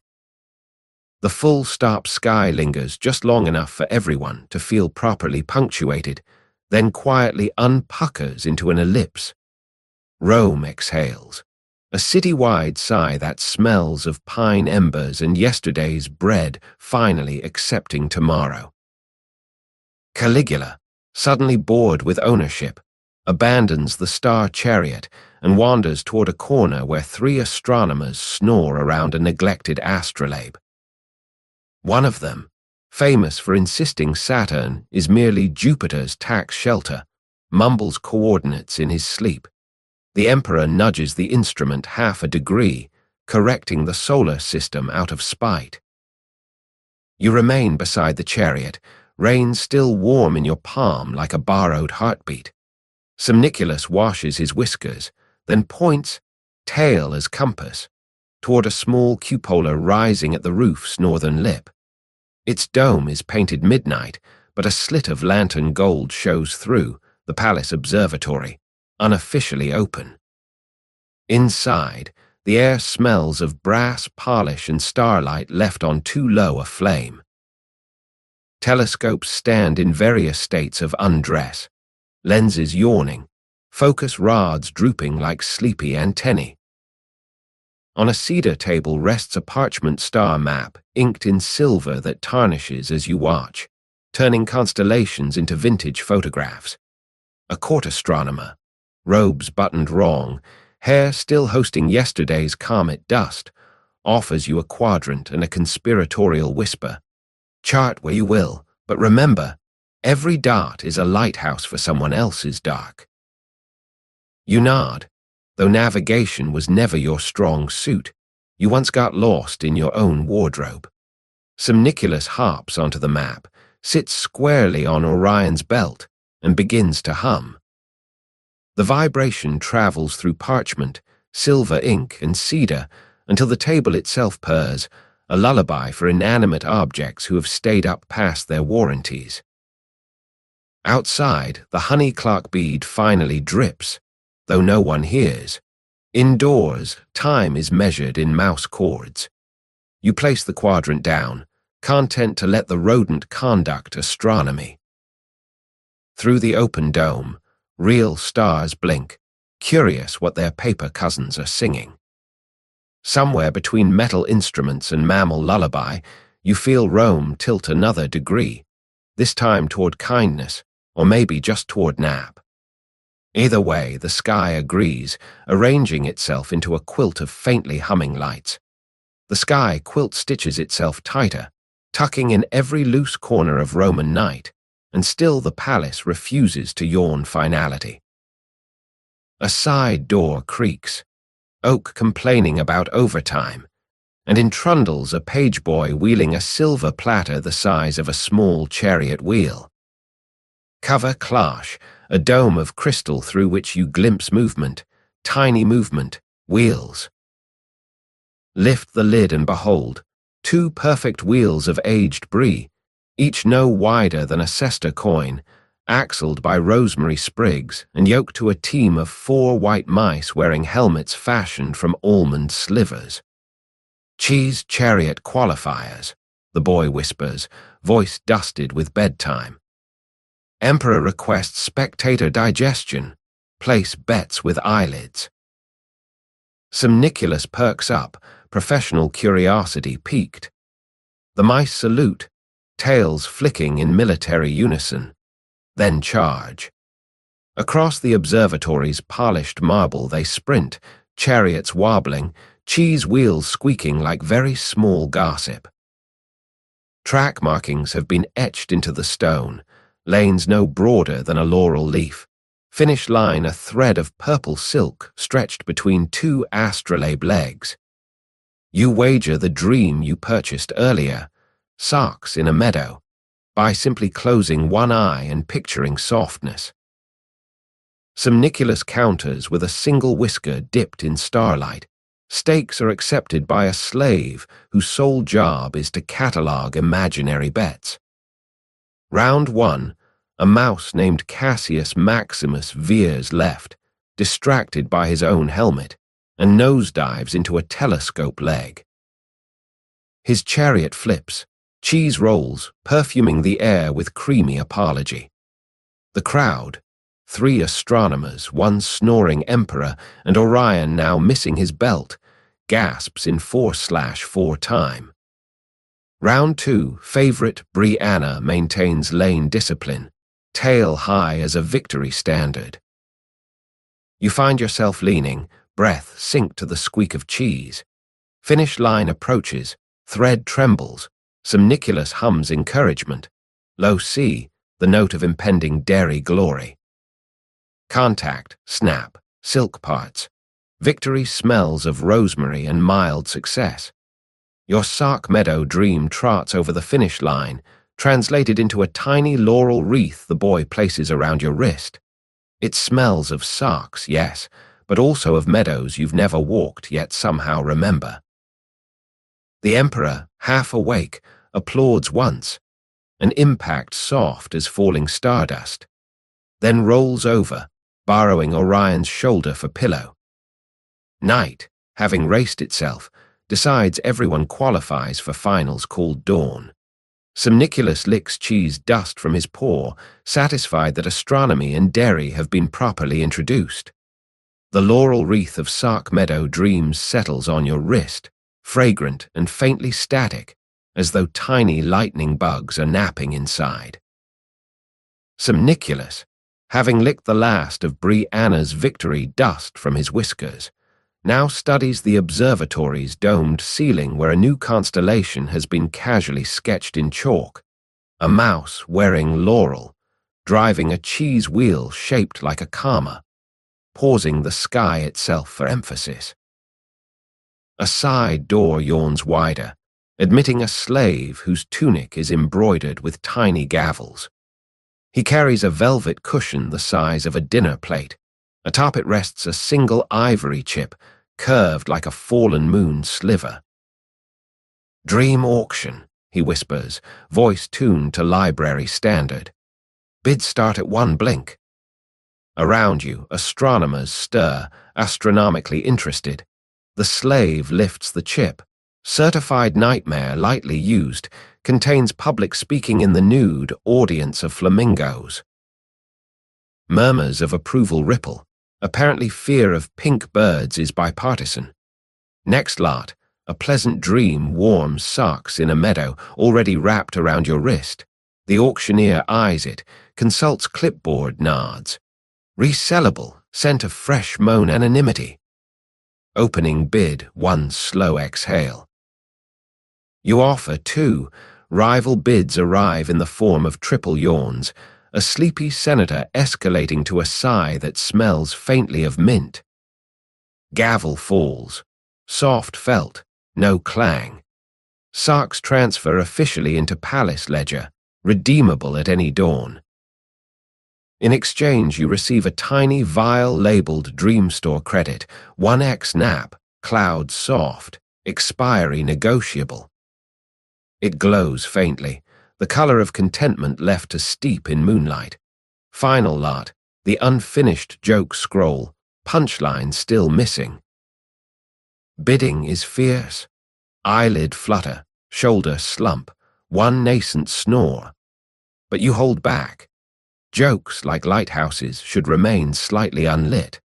Scroll sells to the snoring senator, who immediately hugs it like a childhood blanket, already rehearsing laughter he'll wake up believing is his own. Auction concluded. The slave bows backwards out of the room, cushion now empty but indented, suggesting dreams leave the same imprint whether sold or merely borrowed. You pocket your vial, some Nicholas purrs approval, a teaspoon of distant thunder approving cloud soft terms and conditions. Above, the chalk mouse constellation winks, erasing itself grain by grain. Payment perhaps, or simply acknowledgement that commerce, like comedy, runs on invisible exchanges. You exhale, trading one measured blink for whatever the palace plans to stock next in its inventory of night. The observatory exhales chalk dust and settles into post-auction hush, the kind of quiet that feels freshly laundered and still warm. You pocket the glowing vial, your officially licensed nap, and let some Nicholas guide you toward a narrow staircase spiraling down the dome's inner wall. Each step is wedge-shaped, sized for Roman feet and modern caution. The metal rail hums faintly, as though remembering every hand that ever slid toward bedtime. At the bottom, a door opens onto an enclosed walkway built entirely of glass bricks, moonlight captured and mortared into a tunnel. Inside, the temperature drops to the exact degree at which thoughts crystallize but don't yet shatter. The palace pool complex waits at the far end, steam pressing against glass like a cat that wants in but refuses to meow. You enter. Slaves have vanished. Even Empire needs coffee breaks. The pool glows rose gold, lit from beneath by submerged lanterns whose flames somehow burn underwater, lazy as jellyfish. Caligula is already there, reclining on a marble shelf half submerged, hair floating like dark kelp. He doesn't look at you. He's busy arguing with the water, one finger drawing circles that disobey ripples. A side table holds crystal flagons of chilled rose oil, viscous and fragrant. The emperor selects one, appends it into the pool. Oil spreads, thin as regret, forming a skin that smells of summer crushed between pages. "Surface tension," he murmurs, "is negotiable." You dip a toe. The water accepts, warm as blood, slick as promises. You slide in, shoulders kissed by oil sheen that refracts lantern light into tiny comets racing toward the drain. Some Nicula perches on the pool's edge, tail-flicking droplets that land sounding like commas, small pauses editing the night. Caligula lifts a hand. Slaves appear, apparently caffeine break is over, rolling amphorae sealed with wax shaped like tiny frowns. They pour not wine but liquid moonlight, harvested, legend claims, by mirrors left on palace roofs to ring night of its pallor. It pools around you, cool atop warm water, a bipolar mirror you can float inside. The emperor closes his eyes. "Row," he says softly. Two slaves step into recessed niches, grip oars of citrus wood, and begin paddling, slow circles that keep moonlight in motion, preventing it from solidifying into regret. You drift, buoyed by warm water, cooled by liquid reflection, time lubricated to the consistency of almost dawn. Somniculus begins his lowest hum yet, subaudible, felt in kneecaps rather than ears.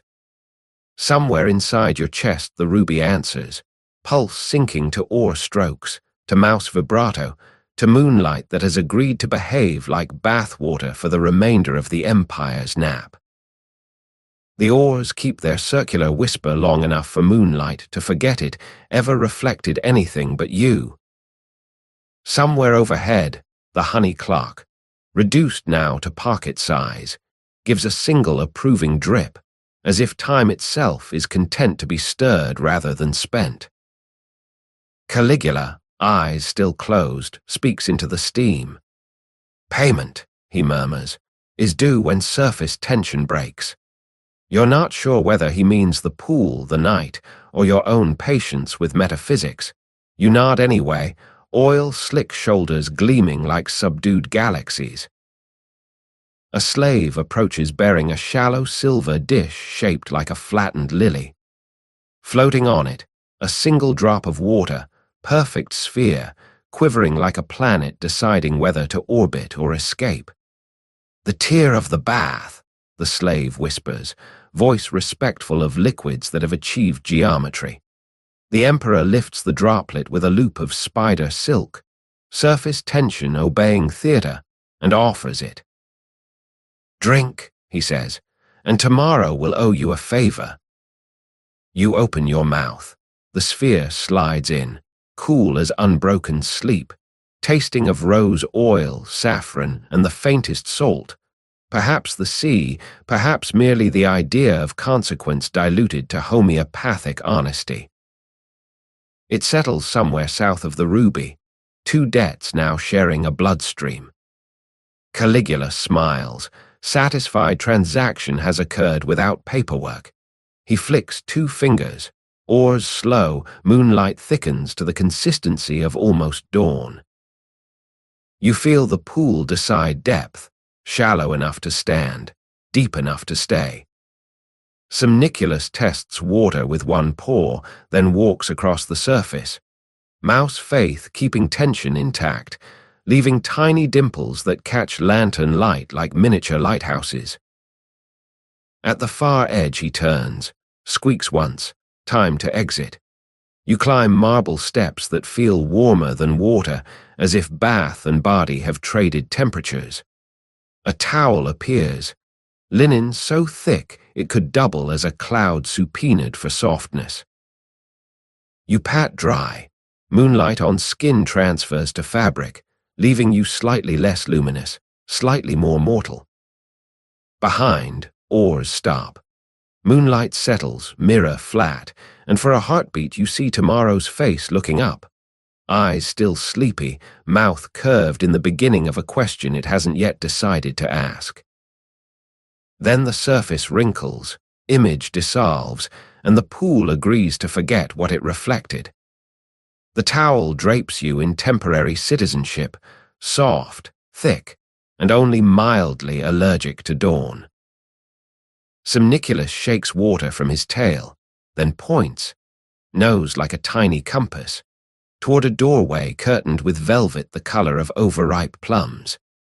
Beyond it, a corridor you half remember from some earlier dream, walls painted with frescoes of drowsy harbors where ships snore at anchor.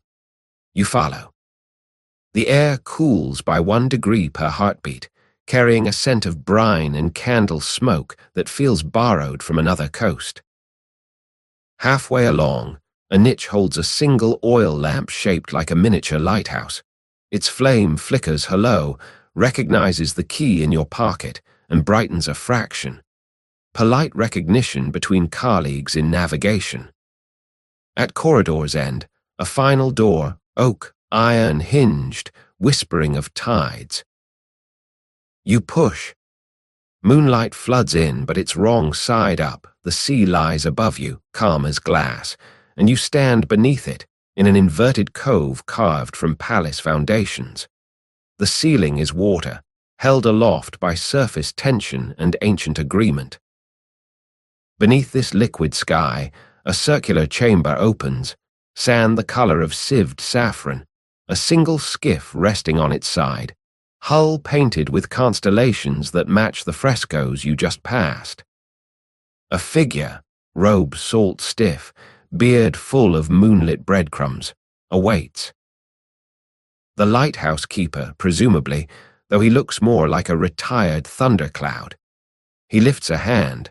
Palm holds a pickled eel, silver skin gleaming like a comma that's lost its sentence. Trade, he asks, voice seaweed soft. You understand, the missing consul was bartered for maritime provisions, but the books must balance.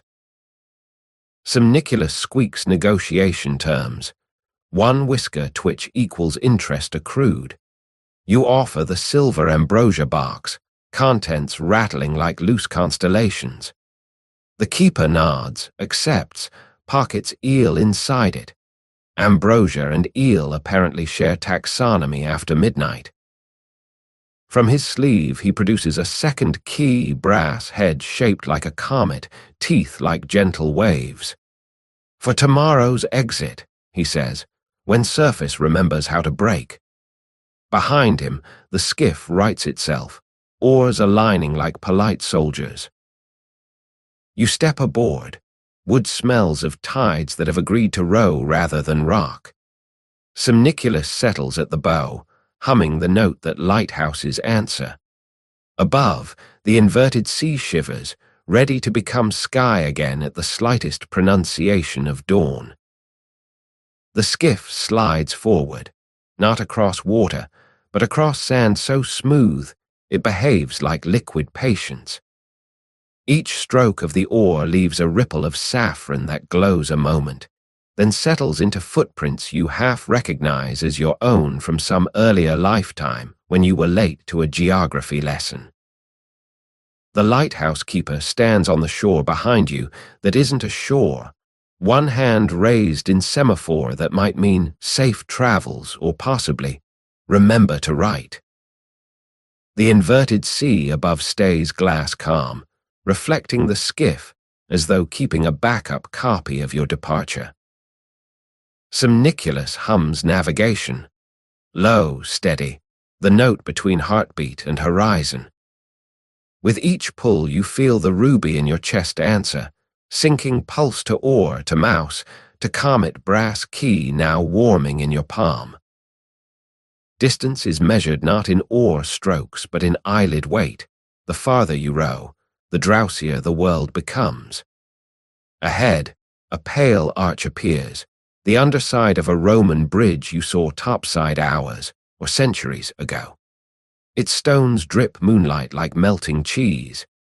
As you pass beneath, the arch hums, recognizing the mouse song, and lowers a curtain of gentle spray that smells of pine and distant bakeries. On the far side, current thickens to the consistency of almost dawn. You ship the oars. Momentum continues, skiff now sledding on inertia alone. Somniculus stands, tail acting as rudder. The comet key levitates an inch from your hand, tugging toward a soft-edged aperture ahead, a circle of paler dark, the exact color of eyelids viewed from inside. You understand it's an exit, perhaps tomorrow's, perhaps merely the next sentence of the same night. You pocket the key. It nestles beside its lighthouse-shaped cousin. two destinies clinking softly like distant silverware. The skiff noses the aperture, hesitates, then slips through with the politeness of a sentence that knows it's almost morning.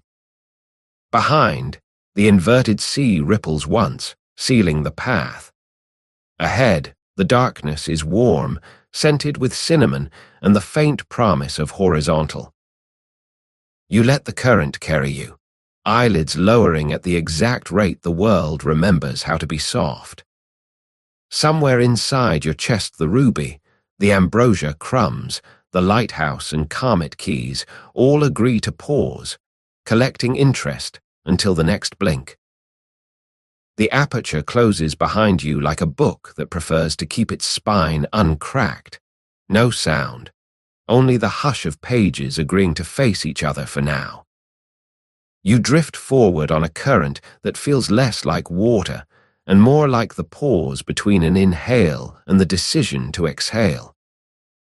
Somniculus curls into the crook of your neck, converting his navigation hum into a lullaby pitched for Carla bones.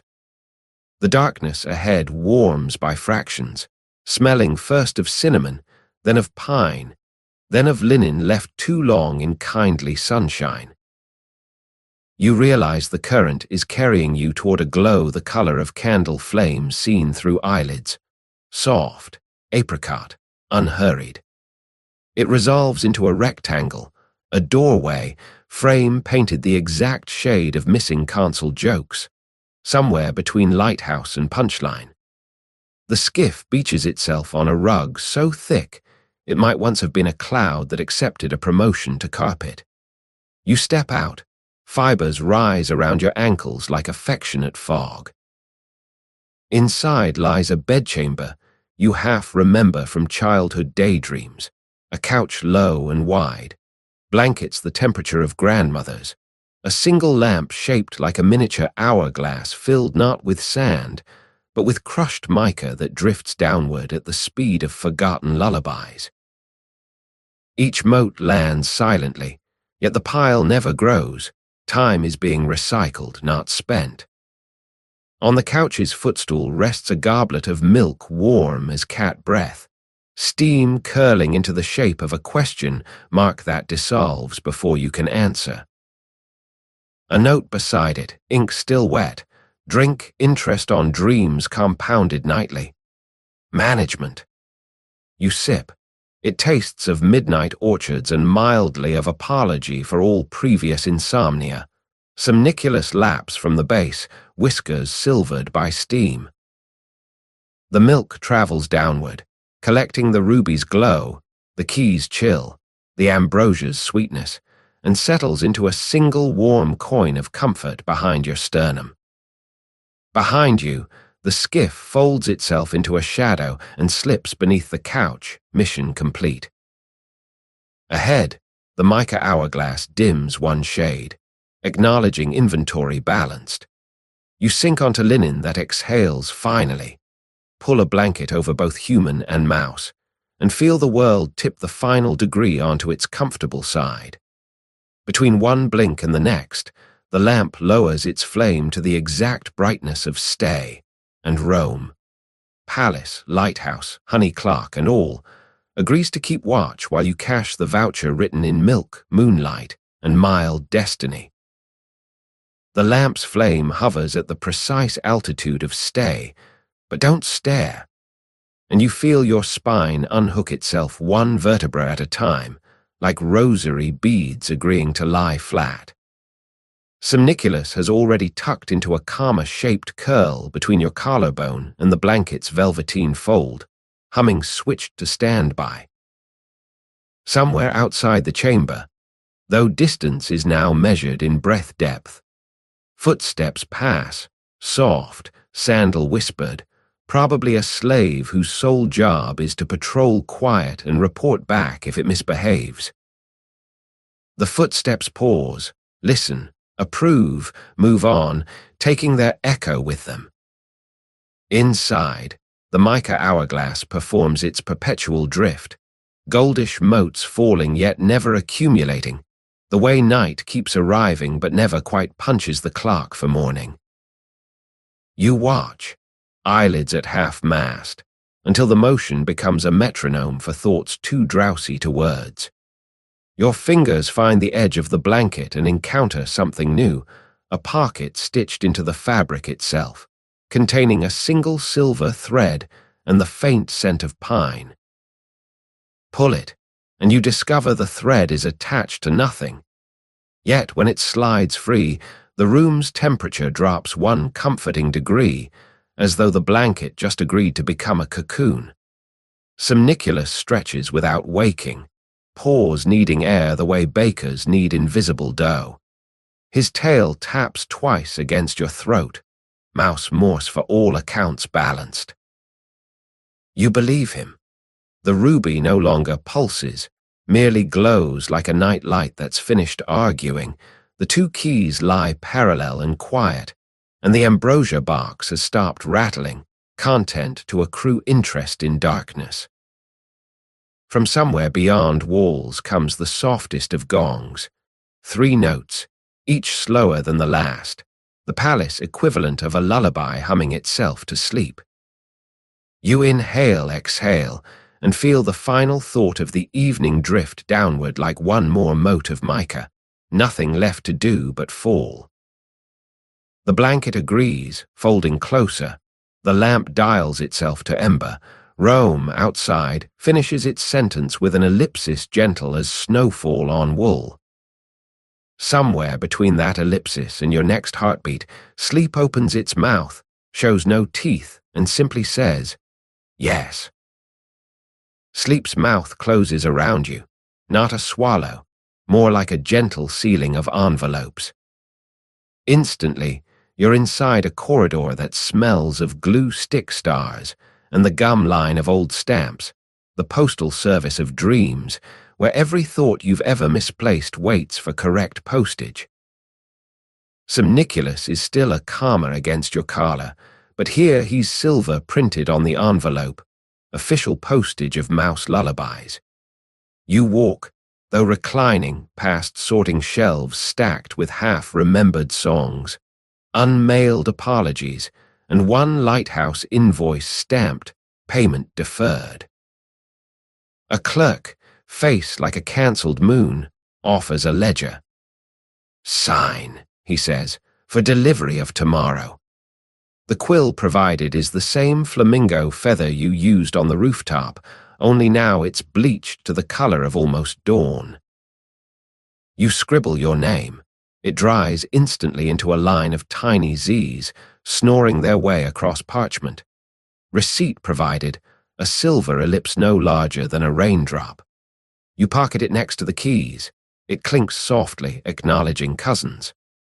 Direction, arrows appear on the floor, glowing the exact hue of milk you drank earlier.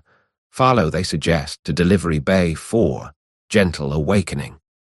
En route, you pass a cart labeled Fragile, contents time sensitive.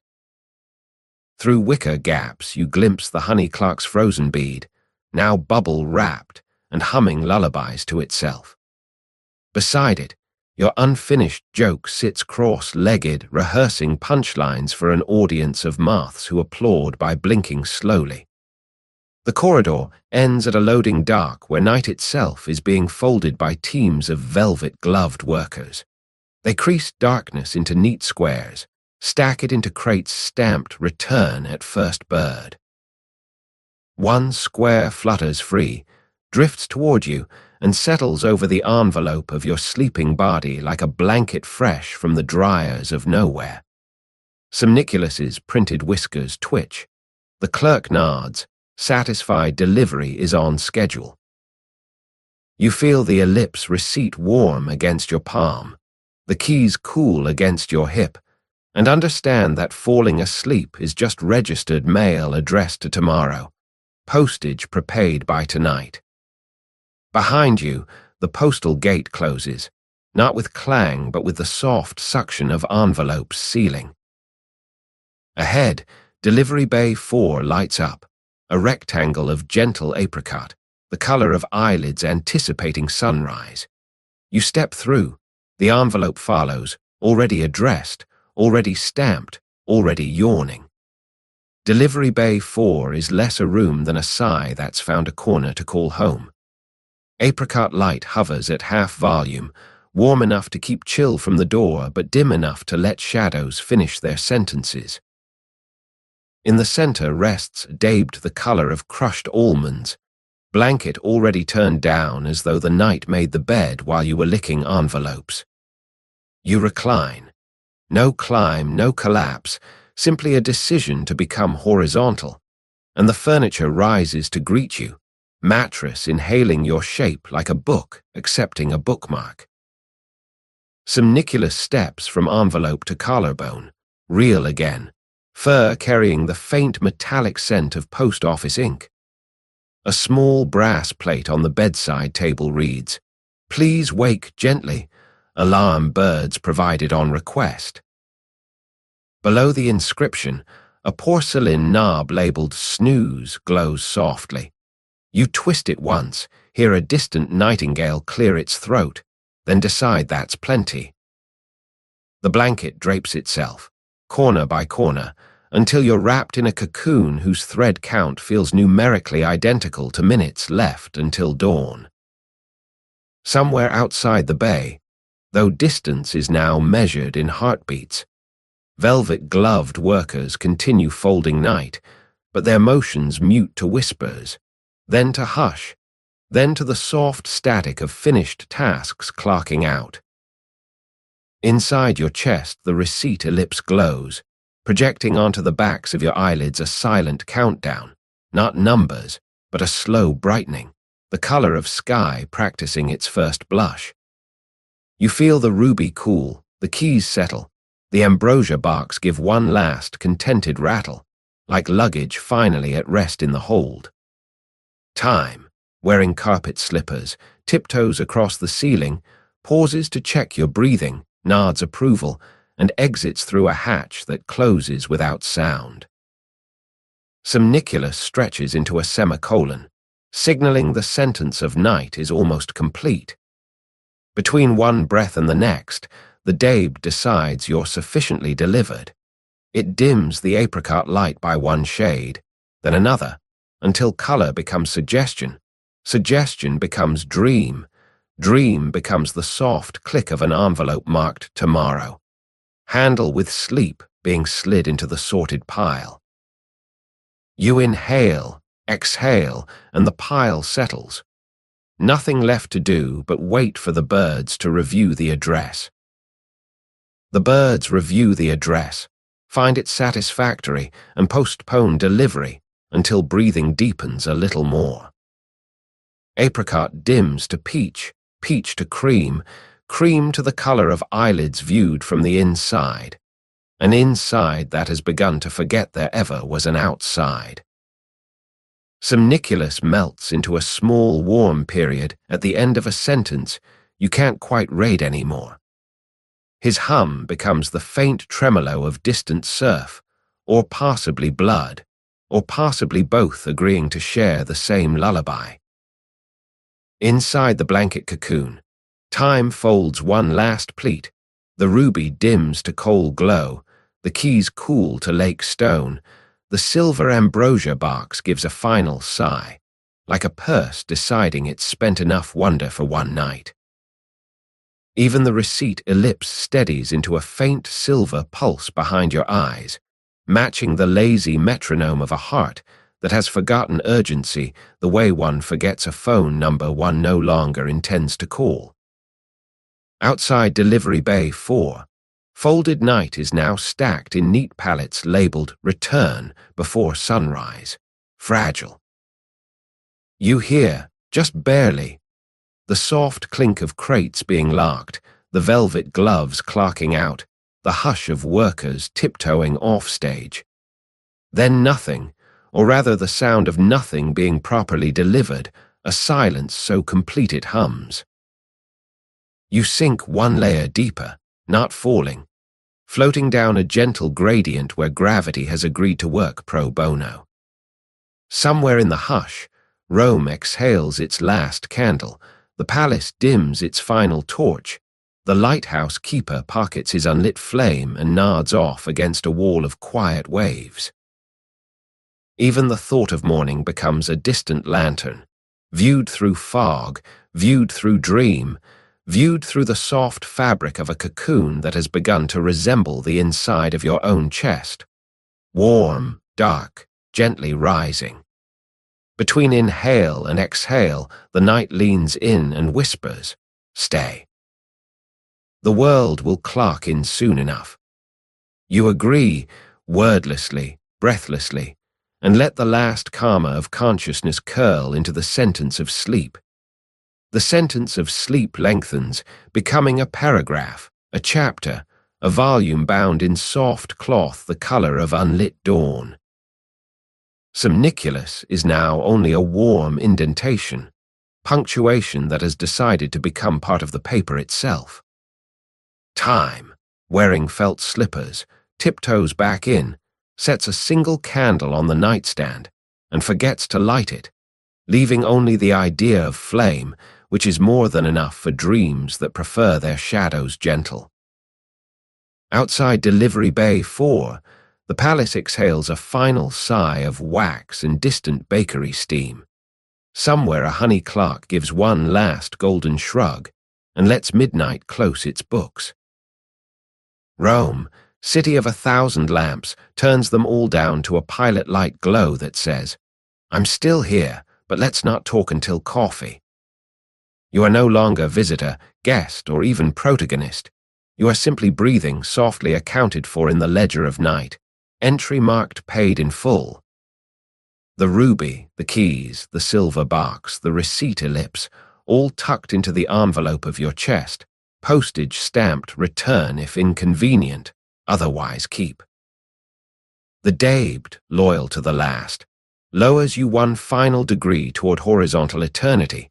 The blanket folds its wings. The pillow consents to dents.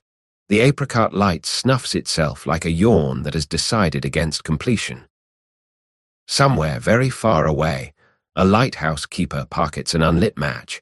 A missing consul dreams of pickled eels, and an emperor, half boy, half moon, sleeps inside a nautilus that rocks on an invisible tide called later. None of it needs you anymore. It will all clock back in after sunrise. For now, there is only the gentle seesaw of breathing, the faint scent of milk still haunting the air, and the soft, communal hush that says, "Enough." The rest can wait until eyelids decide to clock in. You let the hush finish the sentence. It ends with no period, just a slow fade, the color of quiet, the temperature of stay. The hush finishes the sentence, not with a period, but with the slow fade of candle smoke deciding it's had enough of being visible. You lie inside the color of quiet, temperature set to stay, and feel the dabed sign off on its last shift, mattress exhaling a sigh so soft it could be your own lungs on loan from a cloud. Scandalous is no longer mouse, only warmth sharing coordinates with heartbeat. The ruby, the keys, the silver box have all folded into the envelope of your chest, postage prepaid, no forwarding address required. Outside Delivery Bay 4, velvet-gloved workers close the final crate of night, lock it with a sound like distant silk, and pocket the key. Somewhere a lighthouse keeper blows out an unlit match. The missing consul dreams of pickled eels, and Caligula, half boy, half moon, sleeps inside a nautilus that has agreed to stop rocking.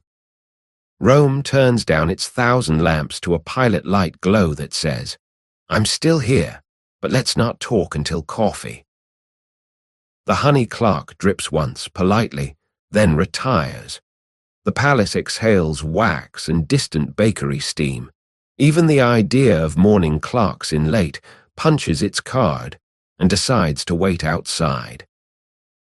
There is nothing left to do but breathe, slow, slower, slowest, until breathing becomes the sound of pages closing without being read, of curtains falling without applause, of a city folding itself into a single envelope addressed to tomorrow, marked, "Fragile, do not open until eyelids ready." You inhale the sentence. You exhale the fade. The fade answers, yes, and stays. Sweet dreams.